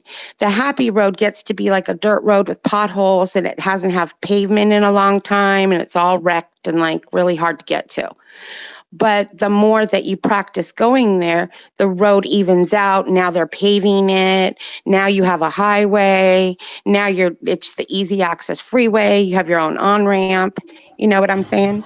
Yes, absolutely. And your alliteration is fantastic. You have this down. You're getting an A. Oh, thank you. And and what really, really helped me, and I'll just say this for the chat. I don't know what anyone's saying. I'm not reading it. Sorry, guys. Just support. But mindfulness, there's a lot of videos here on YouTube all about mindfulness, all about what it is. And it's basically practicing being in the now. And it gives you a buffer. Basically, what happens is you have a thought and then you'll have a feeling. Right. If you're in a reactive state of mind, then when you have a thought, it's an immediate feeling. Mm-hmm. And then you tend to act on feelings. But what mindfulness does is it gives you a buffer of having a thought and then deciding what you want to do about that thought. Do I really want to go feeling this way? Or do I want to dismiss it and think about it later? Or do I want to, what do I want to do with this thought? And so you start controlling your thoughts rather than your thought being a runaway train, and just you have a thought and now you're feeling and you're down this path where you're just irate or whatever it is. You get to decide. Have you seen the apps for DBT, dialectical behavioral therapy? Oh, yes. Mm-hmm. Those are fantastic. And I recommend anyone who is borderline personality disorder or who is suffering from grief, depression, PTSD. PTSD as well. Mm-hmm. But dialectical behavioral therapy, if you have a therapist that's trained in that, or if you download the app and you learn how to use it and do a little research on your own, talk to your therapist about it, it's excellent. It really helps. Learning how to basically think before you act and not go completely on emotion. And right. Learning what a proper reaction is, what the reaction you want to show for that particular situation. But yeah, you're nailing this. Thank you. Excellent. Well, 8 years of research. So I researched each time we were in contact and then we weren't in contact. I learned more about first how to even approach someone who's in an abusive situation. Because if you know someone, and I'm saying this to the audience, if you know someone who's in an abuse or who you think is in an abusive situation or a toxic relationship, you can't approach it by telling them that. Because what usually happens is they will shine. They've been trained. Part of their brainwashing is to defend the abuser. Part of their brainwashing is to shut that out. So the second that you look like that's what you're doing, they're going to just not talk to you. Absolutely. That's why if you were in the chat earlier about domestic abuse, the lady was asking about how to help her daughter get out. You can't go to her in anger. You have to say, I'm here, and try to give her the information, but you cannot say, he's doing this, and you need to get out and you need to come home, because they get defensive and then they'll pull away. Oh yeah. Yeah, they'll pull away. They'll shut you out. They will not talk to you anymore. That will even be more hurtful on both sides, because you'll feel the isolation and feel like you can't help them and know something's going on. I've been in that position where you know that someone you care about is being harmed and there's nothing you can do about it because they will not talk to you. Right. And what you need to do is approach it with, hey, look at this. And that's abuse. Did you know that? Exactly. I don't know. It's all about softly. I say people, when I have people who ask me, how do I help? How do I, get my family member or, my friend? I say you tiptoe and make positive comments. You can't go negative, or else you're just going to bull up, like we say in the South. You're going to bull up and not listen to a thing. You need to approach softly and with love and support and gentleness, and to show the positive side of things. Oh, look, this is going on here, and wouldn't it be better if it was there? Maybe you should think about that. But you always leave the decision making up to the person who's in the relationship, because you can't change them. And you say, does this look like it? I don't know. Only you would know. Absolutely. I can't make that call. Only you can make that call if it looks like it. If it looks like it, then yes, but I can't make that call. Only you can. So you're giving them power. Power. I was saying that. Yep. Exactly. They have to learn that they have power in their lives to choose or not to choose, or not to be with that person and put up with, the abuse. They have to have their power back because it's been taken from them. Like you said, brainwashed. Right, right. And so, and I would also preface that if the person is in contact, like has contact and can spend time with this person, make sure that you're going to want to hammer this topic home. You're going to want to help them and say, it's abuse, get out, in any way you can. The most important thing is have some time that's just about how much you love them, and make sure that you hug and touch them, because you want their oxytocin, which is so important for trust and so important because what's happened is their oxytocin gets depleted and their decision making goes away too, because they don't even trust their own decisions. Right. That's part of the brainwashing too. So if you can give them some oxytocin, and you can by talking to them, they'll get oxytocin, but they get it by touch. So if you give them a hug, that's even more oxytocin. That can really help them too, because they're walking around pretty depleted of oxytocin. Yeah, I always say talk and touch, and that, and you bring up the lack of oxytocin, and that is so important. And actually, I'm glad you said that, because if you've been in an abusive relationship, you probably know that you didn't get hugged, you didn't get touched, and you got verbally abused, but you'll have sex and you will willingly have sex with that person a lot of times, because that is the only time you're touched in a way that doesn't hurt. So that is oxytocin. So it's better if you're a friend or a loved one, touch, hug, but that gives them back their oxytocin. That the only time they're getting it is probably during sex. So it has to level out and really helping to change the brain chemistry. Right.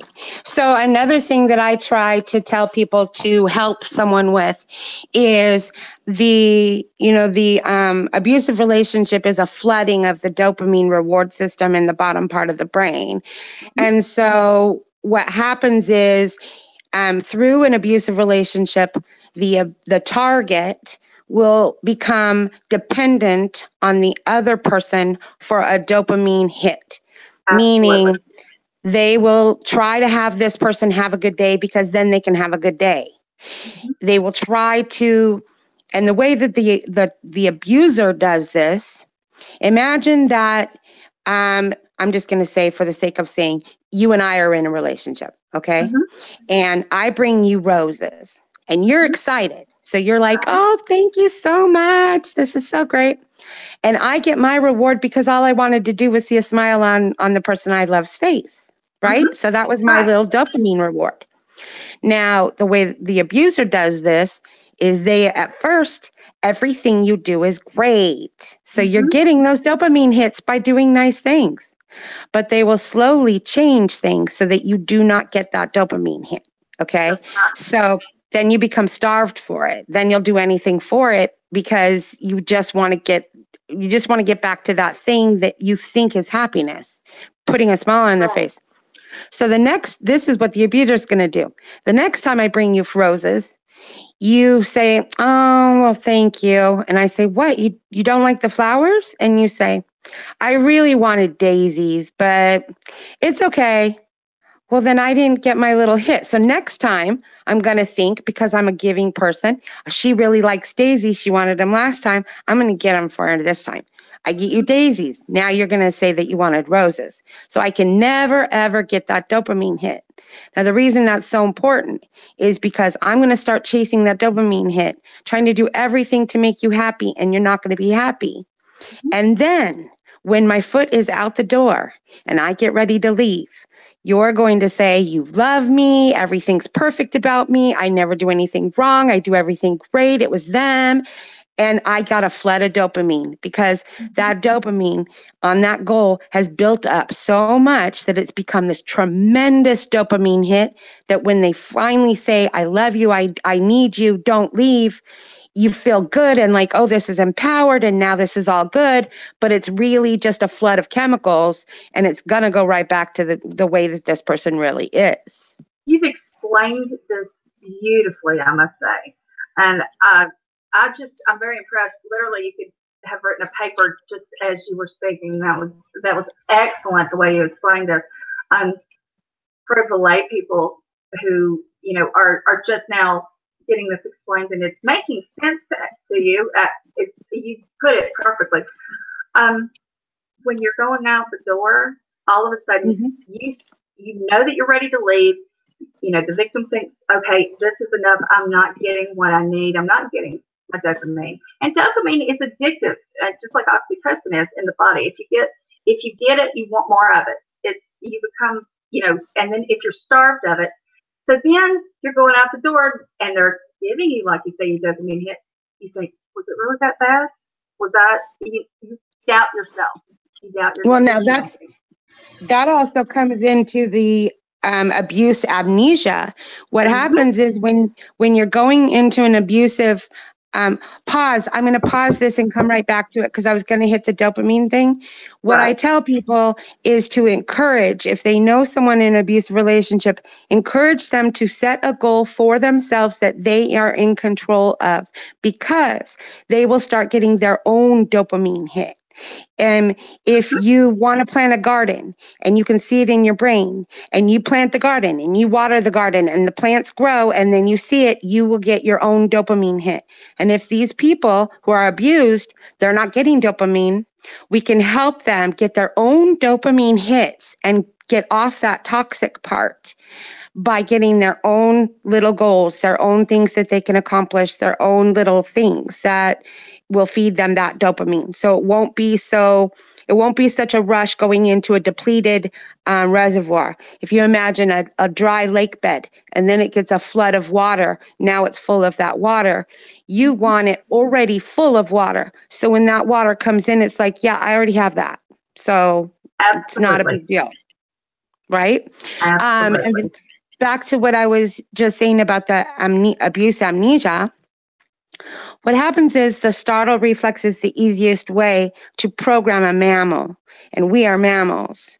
So what abusers will do is they will use the startle reflex, because if they can turn on the amygdala, if they can hit the amygdala within a 55th of a millisecond, that amygdala turns on and it keeps your thoughts from going to the top part of your brain, which is all to do with reasoning and memories and putting things together to make good decisions.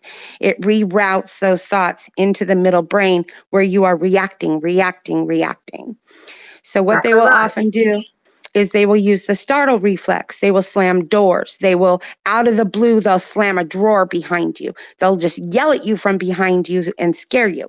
Like, if they can turn the amygdala on, they just gave you a stress response that makes you really prone to suggestion. Absolutely. So So what happens is, because the hippocampus is a part of the brain that uses things to sort for memory, the hippocampus also is taxed when the amygdala turns on. They're right next to each other and they look exactly the same. And the amygdala turns on, the hippocampus helps the amygdala. Well, in doing so, that's why when we have a car accident or something, it's very important that you write down as many details as you can right then. Because when you're in a stress response, it's going to probably be that a little while after, you won't remember so many of the details. It's just a natural part of the brain. Sorry, I didn't mean to interrupt you. That's okay. That's why eyewitness reports, when police collect eyewitness reports, they're not reliable, because unless they take them immediately after the accident or immediately after the event, people forget. They literally just, it's gone. And they will tell you, oh, it was a white guy in a blue sweatshirt. And then the next person will say, no, it wasn't. It was, a Latino man in a t-shirt. And all eyewitnesses will have different stories unless they get together. And then they start piecing things. And then oftentimes it's just completely off. And that's why we got not to trust eyewitness reports anymore. But you're exactly right. I feel like I'm back in neuropsychology, but go ahead. You are doing a fabulous job. Thank you.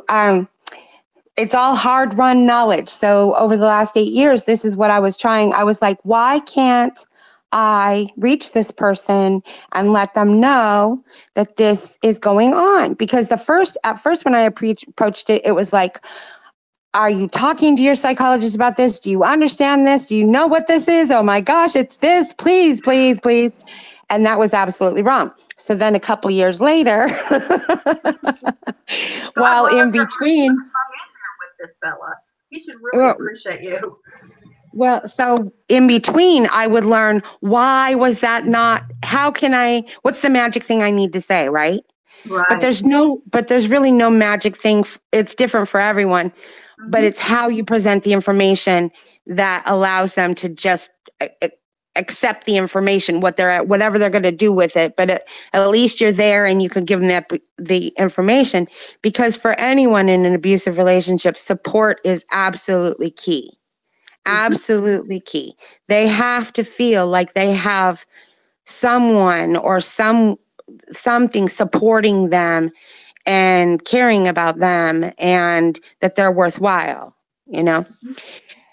And so every couple of years, when first I had to figure out how to present the information, but the more that I learned, and this is pandemic. I mean, abuse and toxicity in relationships is in every race, every country, every age generation, every financial level, it's everywhere.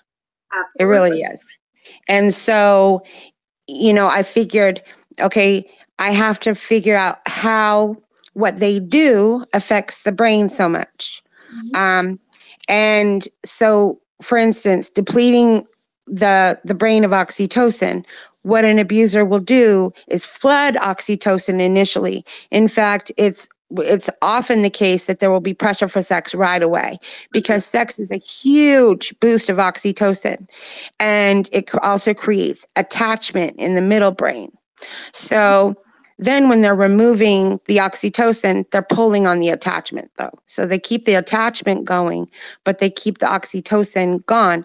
And oxytocin, for the audience, it is the love chemical. It's the chemical that makes you feel euphoric and good and happy and loving and blissful and all bubbly and great. It's your natural opiate. I always explain it like that, because it hits the opioid receptors. But it's the feel good. And it's what makes you feel enlightened. It also reduces pain. Oxytocin is a very interesting chemical, and for everybody watching, Google and start and read if you're interested in this, because it's fantastic. It's so fascinating. I love to read about when I was learning about the hormones. It's fascinating to me, the different chemicals that affect us and how they affect us. Because we think we're doing it on our own, but actually our brain is doing it by reacting to what's around us. Right. But we have to take charge of that. I'm curious, where is this gentleman now? Did you help him get free So, from that? Or what so, happened? okay. So I couldn't be the one that if he reached out, I couldn't be the one to rebuff him or say, I can't talk to you. Okay. Right. And that was because I know the situation. So knowing that someone is abused and knowing you're the only one who knows and the only one who is supportive of him in that, I couldn't. Right. So it came to a point where we were in contact for a couple of years, actually. And that was the years that I was talking about where I knowingly participated in something that was neglectful. Mhm. I was his friend. I was his positivity. I was his, you're awesome. I was that for him, knowing I was not going to get any of that back. How did you break this off?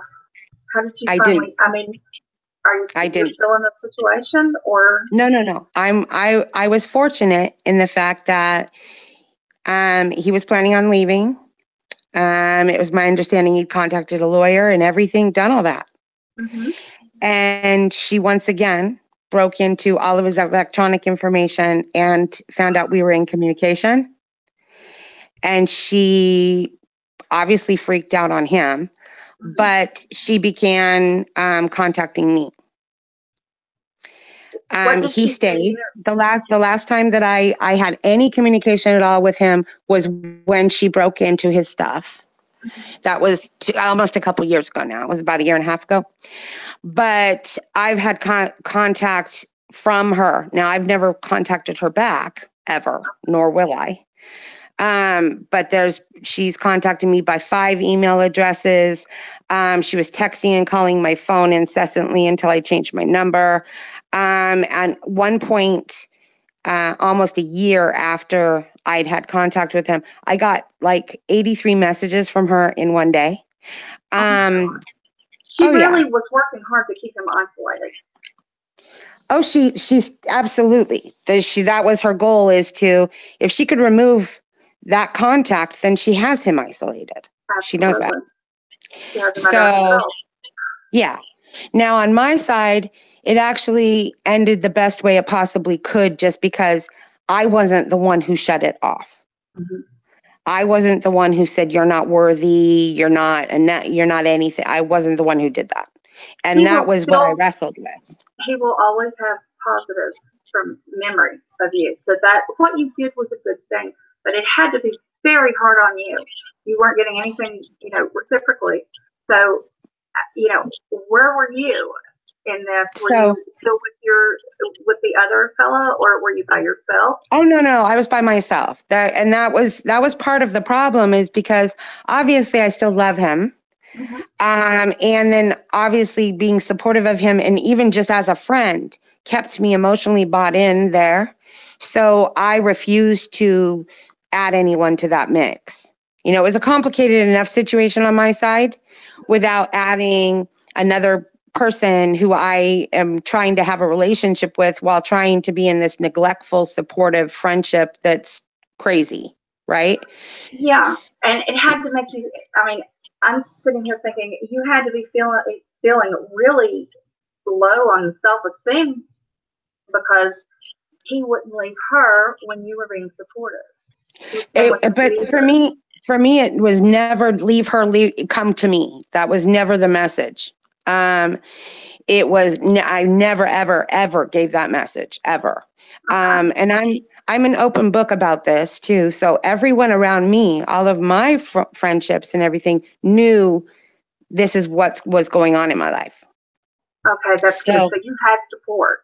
Yes. They knew, and it wasn't like it, because a lot of times when we try to help people, like in yours and his situation, we don't share with others. So there's no, if we get a lack of support attention from the person we're trying to help, and nobody else knows, we're kind of lost. It puts you in your own abusive situation. Yes, thankfully, I have a number of really close friendships, people who tell me the truth, whether I want to hear it or not. and very valuable, kind, wonderful people who I can depend on, who also depend on me, so and so and everyone around me, even people who, whether they're, because I've lived all over the country, so some of these people are at a distance, but we've remained friends for years and years. But then there's people who are near me who've only known me for a few years, and all of them will say I live my life as an open book, which I do. I'm completely honest, so I don't have to. I'm also very self-confident, and that helped tremendously in this because, as you said, it is a hit to your self-esteem, even participating in a friendship or anything, if it's a neglectful relationship. It didn't matter what level of the neglectful relationship was. It mattered that I was knowingly participating in a relationship where I knew that I was not going to be valued. I was not going to be respected. I was not going to be cared for, because this is a person who wasn't caring for themselves. So I cannot expect them to care about me if they don't care about themselves. Right. Hold on just a second. Hi, Rachel, Sure. and hi, Albu. I'm glad you all joined us. We're discussing Sassy Cat has been dealing with an ex that is just needing emotional support and doesn't give it back, but he is still with his wife, and there was no romantic thing going on. She was just being a good friend and supportive because his wife was being emotionally abusive, if not physically abusive. You haven't said that he mentioned anything about that, but what I want to know, Sad Cat, if he contacts you, Is what? If he contacts you, say he calls you tomorrow, what are you going to do? Now, see, that's difficult because, and this is what I wrestle with, this is why I struggle a little bit in my healing from this, is because I know that there's things that that were present, that were neglected, etc. I know all that. And the resulting effects are still the same, whether you are, that's why if you're in an abusive relationship and you say, okay, well, I know it's abuse, what tools can I use to just stay? Because I really don't want to leave. Well, the most important thing that you can do for yourself is just make your brain healthy. Just start setting little goals and accomplish your own goals that have nothing to do with this other person, just yourself. Whether it's, I want to take apart the fan and clean it and put it back together, then do that. But set it as little goals so that you can start building up your own dopamine, your own reward system. But there is no way to stay in a abusive or neglectful relationship and not have any effects at all on your brain. There's just no way to do that. You are going to suffer from the effects of not having those chemicals. So knowing this, and you've got a good support system around you, if he calls you tomorrow, are you going to be able to say, look, I can't continue with this. It's not healthy for me. I would love to see you get in a healthy relationship. I would love to see things change, but you're not moving forward, and I feel like I'm your crutch, and I can't do this. Are you going to be able to be a little selfish? We talk about being a little selfish. It's healthy, but you're doing all the giving. If this guy calls you tomorrow, are you going to be able to say, no, I'm done? So I already did that prior to this last blow up. I had already done that. So I had already said, okay, you do recognize it's abuse. The answer was yes. You do recognize that it is doing damage to your brain. It will shorten your lifespan. It is taking away your personality. I watched him turn into a robot. I mean, it was crazy. It was crazy. Every time I saw him, he was a little more robotic. So I wanted to find out why that was. And I found out that the prefrontal cortex, which develops between 18 to 20, late teen years to 25, The top part of the prefrontal cortex is really the refinement of that development. And the top part of the prefrontal cortex is personality. It is, executive decision making, the CEO, the logic, rationale, thinking, etc. But the really important part is the advanced part of the personality. Because if you know someone who's in an abusive relationship, if they are the abused person, you will see their personality diminish. You will see them become robotic. You will see them become flat. They withdraw. They train themselves not to be outgoing, not to show anything that could possibly get them in trouble with their abuser. Well, and it's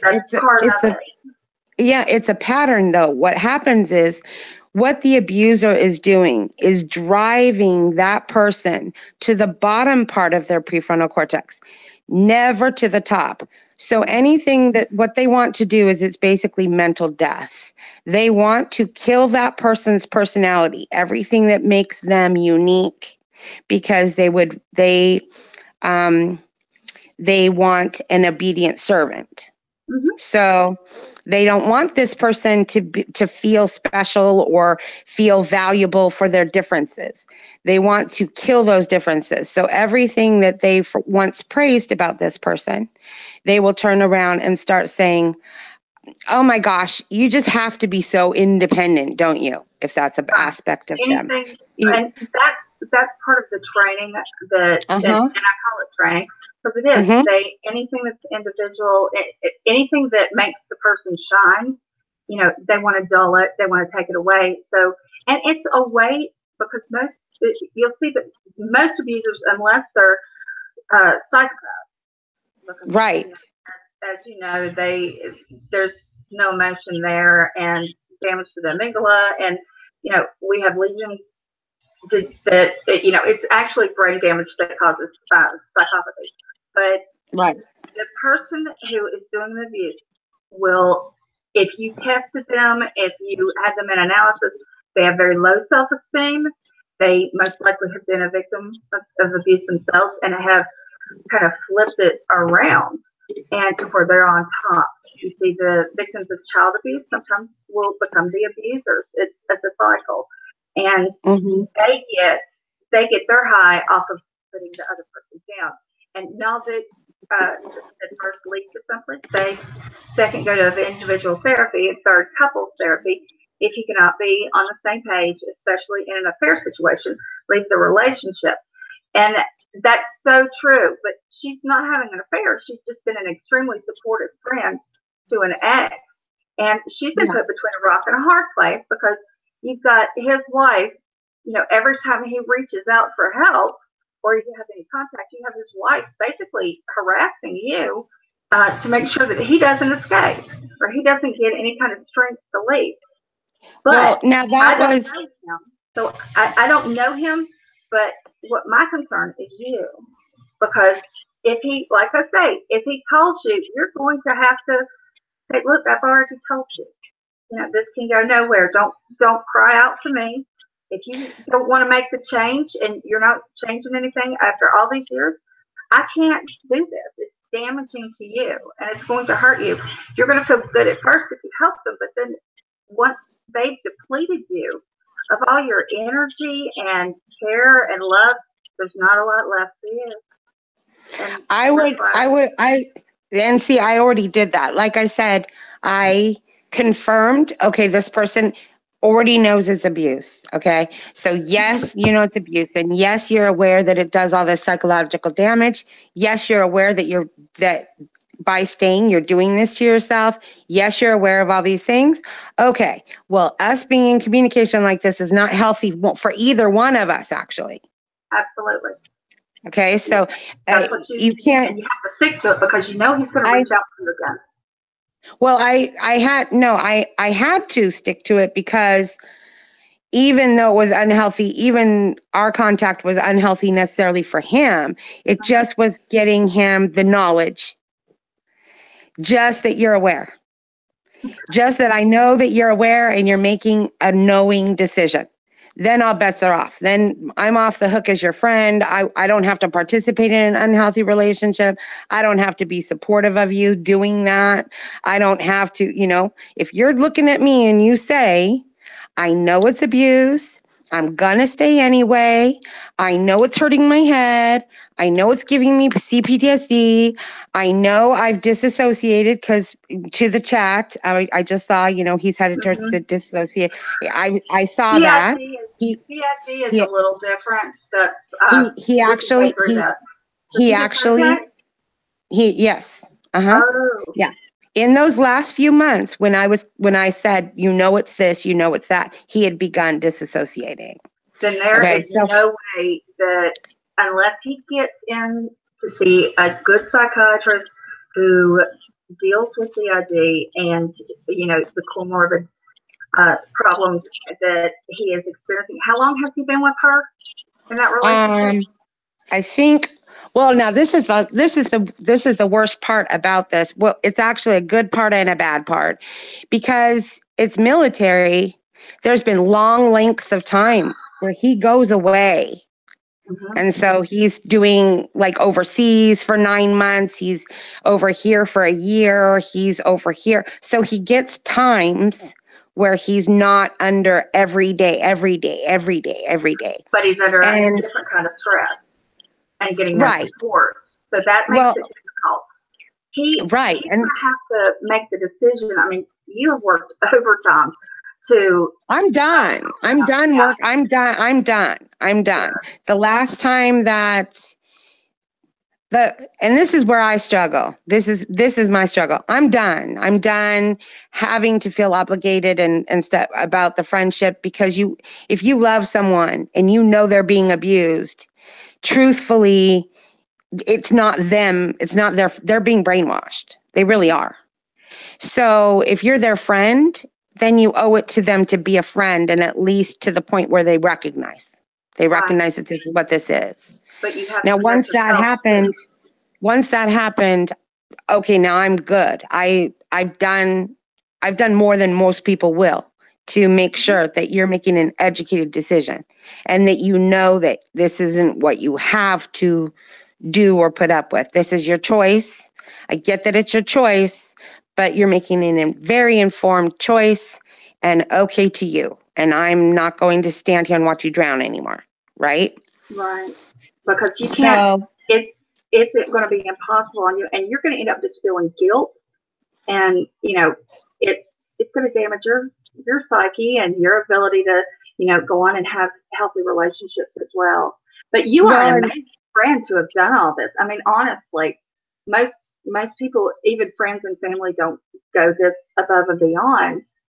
I'd like to think if somebody knew that they were the only person who was aware that this is what's going on, that they would at least try to make sure that that person is aware too.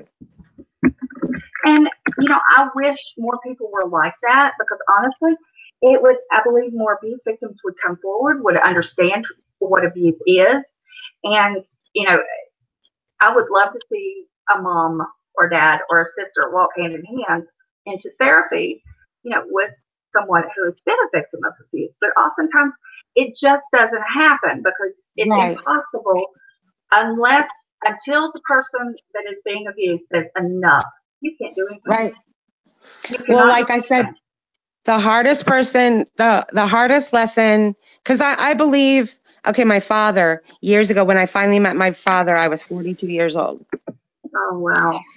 And so when I told him, I've been through some trauma in my life and stuff like that, I was pulled out of a car when I was 27 at a stoplight by a guy that I didn't know and beaten up pretty severely.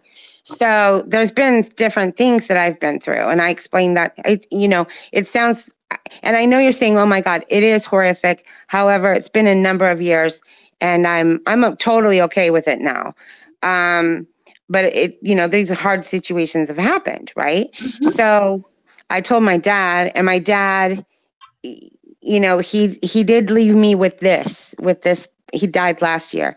But he said, you're a diamond, and it takes a very, very hard thing to cut a diamond. but the more cuts they are, the more brilliantly they shine. Right. So when people tell me, because oftentimes I'll get into conversations and people will tell me about things that they're going through or things that the crossroads they've been on or they are at that point. And I don't know why they do that, but they do come to me and tell me things. And when I look at people who have struggled with drug addiction and have overcome it, the lessons that they carry out of it and how amazing they become as people when they pick up the good of that lesson and move on. And they're more compassionate and more careful when dealing with others who have had some kind of a hard situation, that they understand that sometimes we do struggle with that. There are tools out there to reach out for where you can put them in your toolbox. It's almost like, there's this toolbox of social understanding and how to deal with different situations, be it grief or anger or whatever it is. But there's tools, and you're only taught a certain amount growing up. And some of us get survival tools, which are really good at surviving, but not thriving, not really living. So there's extra tools needed. And you just reach out. And mental health, I don't know why people think it's a stigma. I talk about it all the time, and no one really looks at me different. I guess because I wouldn't let them look at me different because of it.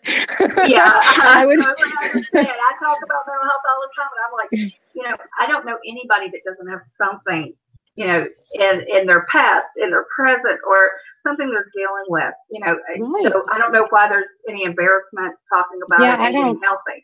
It's like, why would you be ashamed of being a diabetic, or why would you be ashamed of having cancer? There's no guilt there. There should be no guilt about getting help because it's about getting healthy. But and I don't feel any guilt about it, and I don't associate any guilt with it, and I think I see it as, okay, the brain is like an organ, just like anything else. And now that we know that there's neuroplasticity and we know that it can heal itself in situations and that you can heal from trauma, PTSD is not a lifetime situation. You can heal it. It's a wound. It's a wound to your brain, just like anything else. So if you cut your bicep and you need surgery to fix it, then you go get surgery and you fix it. In that way, going and seeing mental health professionals, they can provide you with tools. For instance, if you go into recovery for drug addiction, what oftentimes they'll do is they'll have you practice gratefulness. They'll put you in a situation where you have to do something that's artistic, something that you have to be creative about, something that, where you have to talk about yourself a little bit or something. But what they're doing without the people knowing is they're farming these little connections to get that part of the brain connected again. And that's all it is. I fully encourage when I have someone who is dealing with PTSD or, the after effects of abuse, I like to encourage people to do diaries, to write each day. That's an accomplishment that gives them a boost.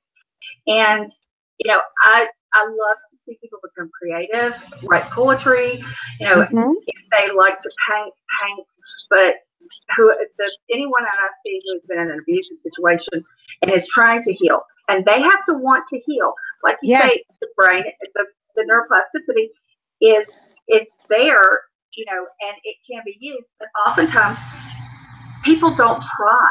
And that's one of the reasons that I say, don't just go take a pill. Like if you have depression, your chronic depression, and you're dealing with this, don't just say, I can take a pill. You have to do therapy with it, and you have to actively practice doing things to bring yourself up, because otherwise a pill's not going to just do it all. There's no magic pills. None. Whether they're help. They are to help you, but you have to do it yourself too. You have to have an active participation in your own healing. Yes. And it's like that highway that we were talking about. If you imagine the pill is a drop of asphalt, it's in the trucks and it's heated up and it's ready for paving. That pill is the asphalt to make those highways to your brain a little easier right from the get-go. But you still have to get in the truck and man the little brushes that make it even, and you have to drive the truck. You Right. can't just take the pill and get dumps of asphalt and not put it anywhere.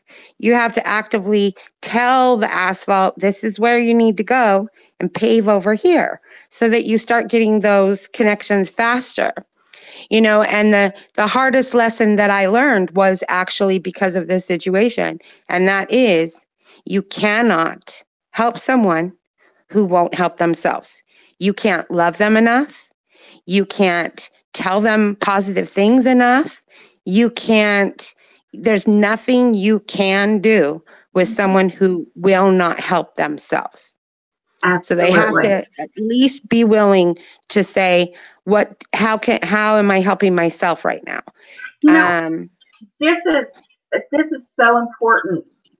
And anyone who is watching, who's in the chat now, or who is watching later on the replay, if you're in a situation where you are being abused or you have been abused, know that if you actively pursue treatment, if you make steps on your own, because you have to, like Sassy Cat said, you have to be willing to help yourself, or nobody can help you. There are services out there for domestic violence, domestic abuse, mental health services out there for those who are suffering from different things.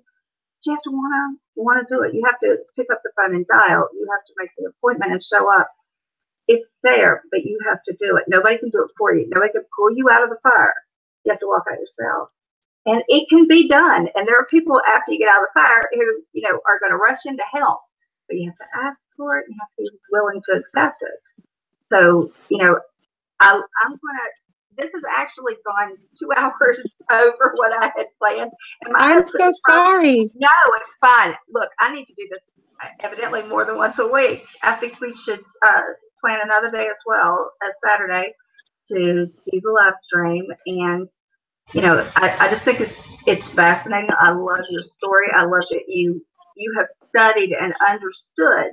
I don't get into a lot of the scientific details because I figure people just, they're going to zone out. But you explained that so beautifully. I really appreciate you coming on and talking about this. You are welcome anytime to come on panel. You know that. And anyone else who wants to come on and share their story, talk about what they're going through, I welcome you. And Jane, it's okay that you're late. Better late than never.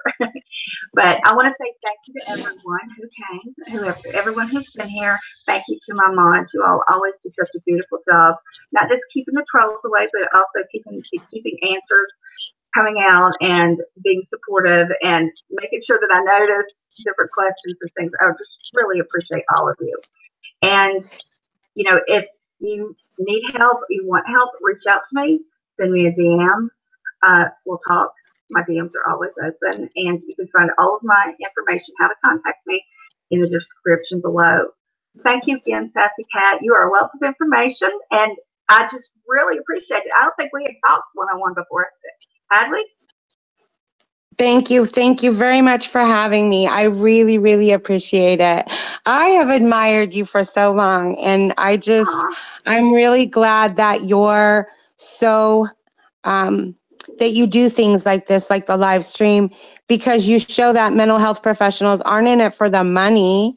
They really want people to feel better.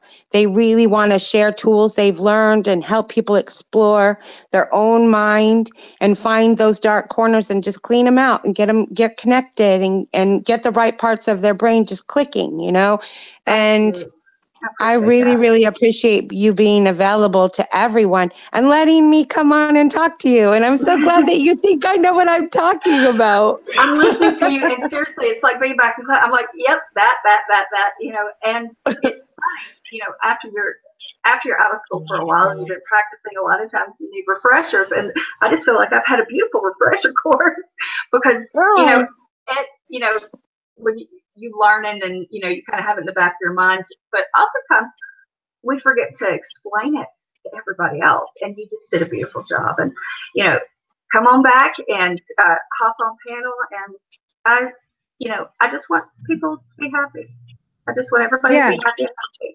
And I'm going to end it on that and say, as I always do, I love you and you love you. All right? You all have a wonderful weekend, what's left of it. And I'm going to go fix some dinner for my husband. All right. Love y'all.